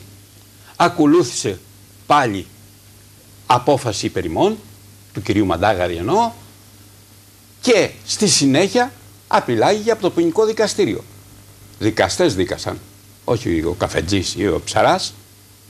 Λοιπόν, και έρχεται το ελληνικό δημόσιο το 2004 να κάνει αγωγή διεκδίκησης αυτής της έκτασης, για την οποία υπάρχουν δύο αποφάσεις αστικών δικαστηρίων και μία απόφαση ποινικών δικαστηρίων. Άρα αυτοί που μας δίκουν δεν είναι σωστοί. Δηλαδή εννοώ οι βουλευτές. Και γιατί παραμένει αυτό το νομοθετικό πλαίσιο, να σας το πω. Αν αγοραστής, κύριε Σωτηρόπουλε, είναι ο βουλευτής, θα δώσετε αποχαρακτηρισμό της έκτασης του κυρίου Μαντάγαρη. Αν είναι κάποιος βουλευτής ή υπουργός. Ή υπουργός. Μην με κάνετε και αναφέρω ονόματα. Αν είναι ο τυχαίος, ο οποιοσδήποτε, εγώ έστω, δεν θα δώσετε αποχαρακτηρισμό στον κύριο Μαντάγαρη. Γι' αυτό οι βουλευτές μας, επειδή πλουτίζουν από αυτές τις καταστάσεις, και μην ξεχνάμε ότι και η πολιτεία ήταν δάσος και εκεί που χτίσαν οι αξιωματικοί τα σπίτια τους, του Παπάγου, ήταν δάσος. Είναι βαριές κουβέντες. Ναι, είναι οι συνεταιρισμοί βουλευτών, οι συνεταιρισμοί αξιωματικών, οι οποίοι επωφελήθηκαν από τις δασικές εκτάσεις. Λοιπόν, πρέπει να παραμείνει η Μάνη έτσι, αφού έχει και τουριστικό ενδιαφέρον τώρα, για να παρουσιαστούν βουλευτές και άλλοι αξιωματούχοι ή είναι άνθρωποι που έχουν τα μέσα, γιατί τότε θα αποχαρακτηρίζονται. Κύριε Ορφανέ, επειδή ο κ. Σωτηρόπουλος μας ακούει και είναι σε μειονεκτική θέση, μας ακούει από το τηλέφωνο, σας παρακαλώ απαντήστε λοιπόν ή μάλλον προσθέστε την σκέψη σας. Όσον αφορά τον όρο αποχαρακτηρισμός, λυπάμαι που τον ακούω από νομικό. Δεν υπάρχει ο όρος αποχαρακτηρισμός. Αποχαρακτηρίζουμε κάτι που είναι χαρακτηρισμένο. Στη συγκεκριμένη περίπτωση δεν έχει χαρακτηριστεί κάτι η Ελλάδα, δεν έχει κτηματολόγιο, ούτε δασολόγιο. Επομένως, χαρακτηρίζουμε τις εκτάσεις. Όσον αφορά το ότι χαρακτηρίζουμε σε βουλευτές, είναι σαν να μην το άκουσα. Υπάρχουν συγκεκριμένες καταγγελίες, υπάρχει ο εισαγγελέας, ας γίνουν οι ανάλογες καταγγελίες, ώστε να απολογηθούμε όλοι για το αν έχουμε κάνει κάτι νόμιμο ή παράνομο. Όσον αφορά τα δύο αστικά δικαστήρια, ξέρει ο κύριος Ορφανός ως νομικός ότι τα δύο δικαστήρια αυτά δεν προσπορίζουν κυριότητα σε εκείνον που τα κερδίζει. Προσπορίζει κυριότητα μόνο η τελεσίδικη απόφαση επί διεκδικητικής αγωγής. Εάν έχει τέτοια απόφαση για τον πελάτη του, ας μας τη φέρει και την επόμενη σεβόμαστε αυτή την απόφαση. Αυτό λένε οι νόμοι του κράτους στο οποίο ζούμε και είμαστε όλοι υποχρεωμένοι να τους σεβόμαστε και να τους τηρούμε. Όπου δεν τους σεβόμαστε, απολογούμαστε στον εισαγγελέα. Αυτά έχω να πω, κύριε Ξηροβάσιλα. Να απαντήσω, κύριε Ξηροβάσιλα. Υπάρχει έλλειψη νόμων, κύριε, το οποίο οι βουλευτές και αυτοί που μας διοικούν. Δεν με ενδιαφέρει αυτό. Και είναι άλλο θέμα. Να τελειώσω. Τον οποίο οι βουλευτές δεν τον αλλάζουν. Και γυρνώντας πριν από αρκετά χρόνια. Ναι, σε παρακαλώ να ακούσετε μια υπόθεση.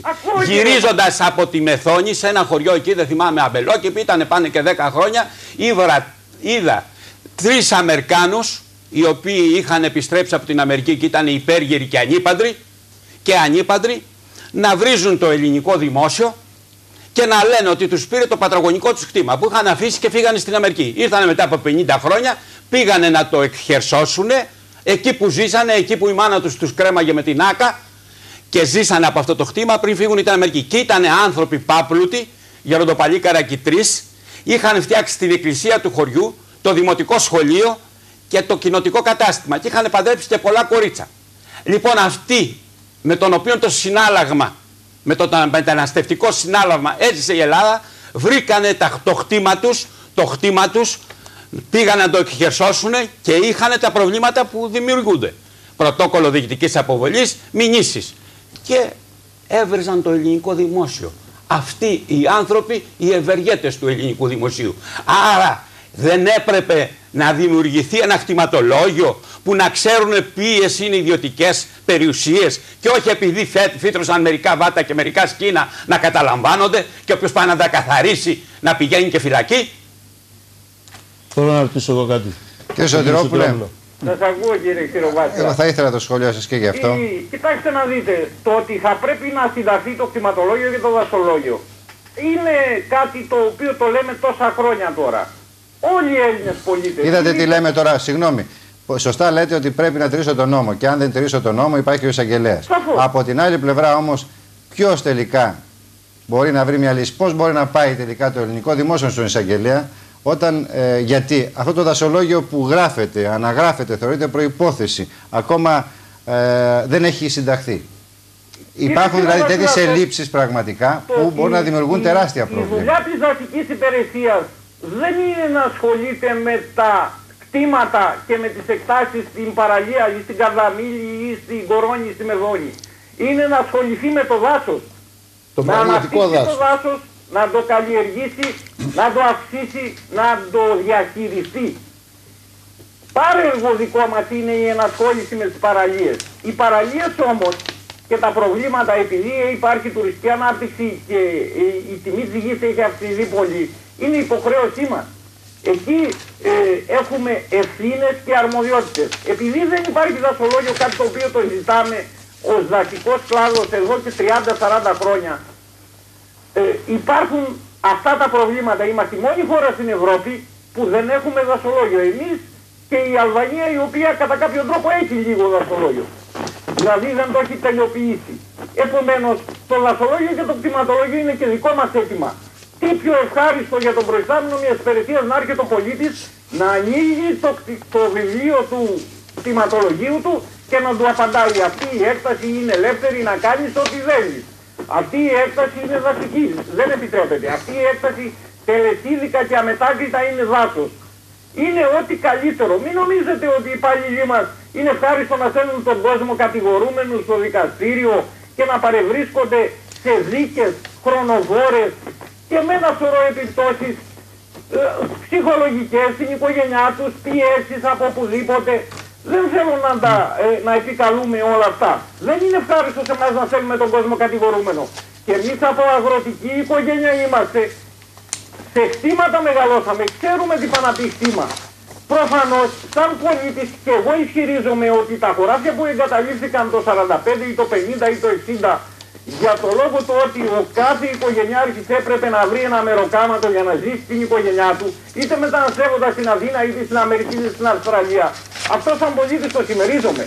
Σαν υπάλληλος όμως δεν μπορώ να το συμμεριστώ, μου το απαγορεύει ο νόμος, ο οποίος μου λέει ότι όποια έκταση, άσχετα αν έχει μέσα πεζούλια ή οτιδήποτε, καλύπτεται από δασική βλάστηση πάνω από 15% με τον παλιό νόμο. Ξυλώδη, κορμό. Με ξυλώδη κορμό όμως. Είναι δασική έκταση και κατά τεκμήριο ανήκει στο δημόσιο. Αυτό τον ορισμό, Κύριε Σωτηρόπουλε, εμένα μου άρεσε μια επέκταση που κάνατε. Βάλατε δηλαδή και την άποψή σας δίπλα στην υπηρεσιακή άποψη και νομίζω ότι είναι τουλάχιστον σε ένα διευθυντικό στέλεχος, σε ένα υπάλληλο της δημόσιας διοίκησης, είναι μάλλον απαιτητό αυτό. Δηλαδή πρέπει να έχει και προσωπική άποψη, γιατί με αυτόν τον τρόπο παρεμβαίνει ή με αυτόν τον τρόπο μπορεί να τροποποιήσει ή να κατευθύνει και γενικότερα μια δημόσια πολιτική. Σωστά. Όμως πέστε μου. Έχουμε προτείνει την υπαγωγή στο 62 και εμείς. Πότε? Άσχετα αν κατά βάθος πιστεύω ότι δεν έχει περάσει. Αυτό που μου προκαλεί μεγάλη εντύπωση όμως είναι τελικά μετά από αυτό που μου λέτε, ότι και εσείς το αναγνωρίζετε και προφανώς αγωνίζεστε, είπατε, προς αυτή την κατεύθυνση. Σαφώς και το προτείνουμε. Πώς το καλό υπάρχει μια ιστορία που την αναγνωρίζουν όλοι μας, οι βουλευτές μας, όλοι. Και πώς το καλό δεν έχει υπάρξει μια ρύθμιση σε αυτό το θέμα που παραδεχόμαστε όλοι ότι αδικεί τουλάχιστον πολλούς μανιάτες. Η έλλειψη δασολογίου και κτηματολογίου, κύριε Ξηροβάσιλα, δημιουργεί όλα αυτά τα προβλήματα. Στην Καλαμάτα ξεκίνησε το κτηματολόγιο. Γνωρίζετε ότι περίπου το 30 με 40% των ιδιοκτησιών έχουν αυτή τη στιγμή πρόβλημα. Είναι εκτάσεις που ήταν παλιά χωράφια και δασώθηκαν ή ήταν παλιά δασικές και εξεψώθηκαν μετά από κάποιο χρονικό διάστημα. Επομένως, εάν αυτή η διαδικασία δεν λήξει, βεβαίως αυτά τα προβλήματα θα υπάρχουν μέχρι που να λυθούν. Υπήρχε μια παλιά νομοθετική ρύθμιση για τα χωράφια τα δασωμένα. Το άρθρο 67 του 998. Κάποια λύθηκαν, είχε κάποιες εξαιρέσεις όμως, δεν επέτρεπε τα παραλιακά να λυθούν με αυτό το άρθρο. Ήρθε ο 1734 του 87 περί βοσκοτόπων. Αν θυμάστε, το άρθρο 14 πάλι έλεγε για τα δασωμένα χωράφια. Προέβλεπε κάποια άλλη διαδικασία. Δεν λύθηκαν όλα ούτε τότε. Ήρθε ο 3208 του 2003 ο πρόσφατος. Προβλέπει για τα δασωμένα χωράφια, όπως πιστεύω ότι είναι και οι περισσότερες περιπτώσεις στη Μάγη. Δηλαδή, εκτάσεις που έχουν στοιχεία καλλιέργειας, από τις αεροφωτογραφίες φαίνεται ότι ήταν παλιά χωράφια, αλλά κάποια στιγμή εγκαταλείφθηκαν γιατί δεν τους προσεπόριζαν το ανάλογο οικονομικό όφελος. Γιατί φύγανε για την Αυστραλία και την Γερμανία. Και γίνανε δημόσια δασικά. Και γίνανε δημόσια δασικά. Κύριε Ορφανέο, όχι δημόσια δασικά, επειδή εγκαταλείφθησαν.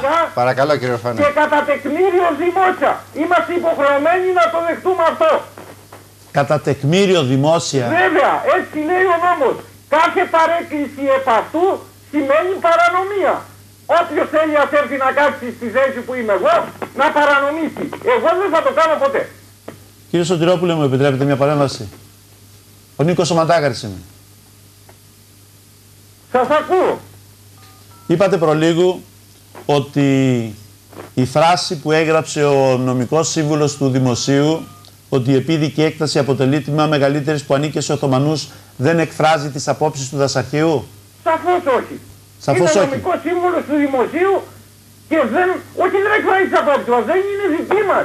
Δεν έχουμε καμιά δουλειά με την ιστορία εμείς, κύριε Μαντάγαρη. Εμείς εφαρμόζουμε τον ισχύοντα νόμο. Η ιστορία είναι για τους ιστορικούς. Η εφαρμογή του νόμου για τις δασικές εκτάσεις είναι για τους δασικούς. Γιατί τα μπερδεύετε αυτά τα πράγματα. Δεν μου λέτε, ο νομικός σύμβουλος του Δημοσίου δεν εκπροσωπεί το δημόσιο, δεν εκπροσωπεί το δασαρχείο δηλαδή. Όχι το δασαρχείο, εκπροσωπεί το ελληνικό δημόσιο. Είναι δικηγόρος του ελληνικού δημοσίου. Σύμβουλος. Το οποίο διαφέρει. Αυτός κάτι αναλαμβάνει την ευθύνη για εκείνο πόλο. Το οποίο διαφέρει από το. Το ελληνικό δημόσιο δηλαδή διαφέρει από το ελληνικό δασαρχείο. Είναι διαφορετική υπηρεσία. Άλλο το νομικό συμβούλιο, άλλο το δασαρχείο, άλλο η εφορία, άλλο η κτηματική εταιρεία του δημοσίου, άλλο το Υπουργείο Οικονομικών. Γιατί μου ζητάτε με έναν απολογισμό δηλαδή, όταν ο νομικός σύμβουλος γράφει αυτό το χαρτί, όταν ο νομικός σύμβουλος γράφει αυτό το χαρτί για τη διεκδικητική αγωγή εις βάρος μου και εκπροσωπεί το δασαρχείο, δεν εκπροσωπεί το δασαρχείο. Με ρωτάει, κύριε Μαντάγαρη, διαβάζει το φάκελο και γράφει τις απόψεις του. Γιατί να απολογηθώ εγώ για το περιεχόμενο των απόψεων του νομικού συμβούλου. Πολύ ωραία η άποψή σας. Πολύ διευκρινιστική. Ευχαριστώ γιατί με τον τρόπο.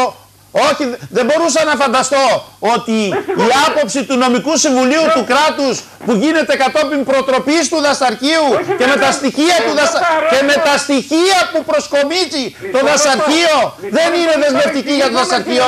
Κύριε Μαντάγαρη, μπορεί ίσως ο νομικός σύμβουλος να έχει και δικούς του ισχυρισμούς. Φαντάζομαι ότι έτσι μπορεί να γίνει. Όμως είναι απορίας άξιων πως υπάρχει αυτή η διάσταση και υπήρχε. Αυτό είναι άλλο θέμα. Όμως ίσως έχει δίκιο ο κ. Σωτηρόπουλος ότι προφανώς δεν μπορεί να επιβάλλει την άποψη. Και ο νομικός σύμβουλος μπορεί να έχει ανεξάρτητη άποψη. Και κάτι ακόμη. Εμείς παραδίδουμε το φάκελο με τα τεχνικά στοιχεία. Δηλαδή εμβαλών, φωτοερμηνεία, ιστορικό από τότε που έγινε η επέμβαση στην έκταση. Βλάστηση, ποσοστά κλπ. Από εκεί και πέρα το τι θα γράψει ο νομικός σύμβουλος είναι δικό του θέμα, είναι δικηγόρος. Δεν μπορώ εγώ να του κάτσω στο σβέρκο μετασυγχωρήσεως για την έκφραση και να του πω γράψτε αυτά. Είναι η δουλειά του αυτή, διαβάζει το φάκελο και εκφράζει τις απόψεις του σχετικά με την ισχύουσα νομοθεσία. Αν είναι δυνατόν να φτάσαμε σε σημείο να προσπαθούμε να λύσουμε το ιδιοκτησιακό της Μάνης και να κάνουμε τέτοια ερωτήματα. Και κάτι ακόμη, κύριε Σωτηρόπουλο, αν επιτρέπετε. Είπατε ότι έχετε κάνει πρόταση για υπαγωγή της Μάνης στο άρθρο 62. Έχουμε κάνει πρόταση να ισχύσει διαφορετικό ιδιοκτησιακό καθεστώς για τη Μάνη. Πότε? Το 1992-93 κάπου εκεί. Το 1991 ο κύριος Γεωργιλάς είπε ότι θα προτείνει. Ναι. Θα προτείνει. Ναι, μα το πρότεινε και το έχετε κάνει, υπάρχει δηλαδή έγγραφο εκ μέρους του δασαρχείου. Δεν το γνωρίζω, μπορεί να το βρω. Η άποψή μας είναι όμως και η δική μου προσωπική ότι το 62 δεν εξυπηρετεί τους μανιάτες. Από εκεί και πέρα έτερον εκάτερον, έτσι. Δεν με ενδιαφέρει το... όχι δεν με ενδιαφέρει. Έχω την άποψη ότι το άρθρο 62 αν ισχύσει για τη Μάνη δεν τους εξυπηρετεί. Εκείνο που τους εξυπηρετεί είναι να λυθεί η περίπτωση των παλαιών κτημάτων που δασώθηκαν και δεν υπάρχουν τίτλοι. Γιατί σας ρωτώ εγώ εσάς, ως ιδιοκτήτης μιας έκτασης δασικής 200 στρεμμάτων, 100 στρεμμάτων, τι δυνατότητες θα έχετε επί της έκτασης αυτής? Απαντάω καμία. Δασικής έκτασης με φωτοερμηνίες, με τίτλους αποδεδεγμένους από την νομική υπηρεσία του Υπουργείου Αγροτικής Ανάπτυξης στη Διεύθυνση Δασών και τι μου λέτε εμένα μετά τι πιθανότητες θα έχω? Όταν ο δικαστής σας γράφει αν και εντός της επιδίκου εκτάσεως είναι εμφανή τα υπολείμματα των τεχνικών βαθμίδων των τμήματων που καλλιεργούνταν, Δεν υπάγομαι στο 3208, στο άρθρο 12. Τα πράγματα μην τα μπερδεύετε. Ένας παρακαλώ όμως για να πούμε. Ποιος είναι ιδιοκτήτης στην έκταση, άλλο τι είναι η έκταση. Ποιος είναι ιδιοκτήτης, το λένε διοικητικές αναγνωρίσεις και δικαστήρια, αγωγές. Τι είναι η έκταση, το λέει ο χαρακτηρισμός. Ο χαρακτηρισμός είναι μια πράξη, ενδικοφανής διαδικασία. Έχει 2 βαθμίδες προσφυγών, πρωτοβάθμια και δευτεροβάθμια επιτροπή. Ισχύει για όλη την Ελλάδα το ίδιο ακριβώς πράγμα και εφαρμόζεται σε όλη την Ελλάδα. Μην μπλέκουμε το ένα με το άλλο. Όσον αφορά την ιδιοκτησία, το άρθρο 62 την καθορίζει. Όσον αφορά το χαρακτήρα, δεν την καθορίζει το άρθρο 62. Γι' αυτό και κατά την άποψή μου δεν εξυπηρετεί τη μάνη το 62.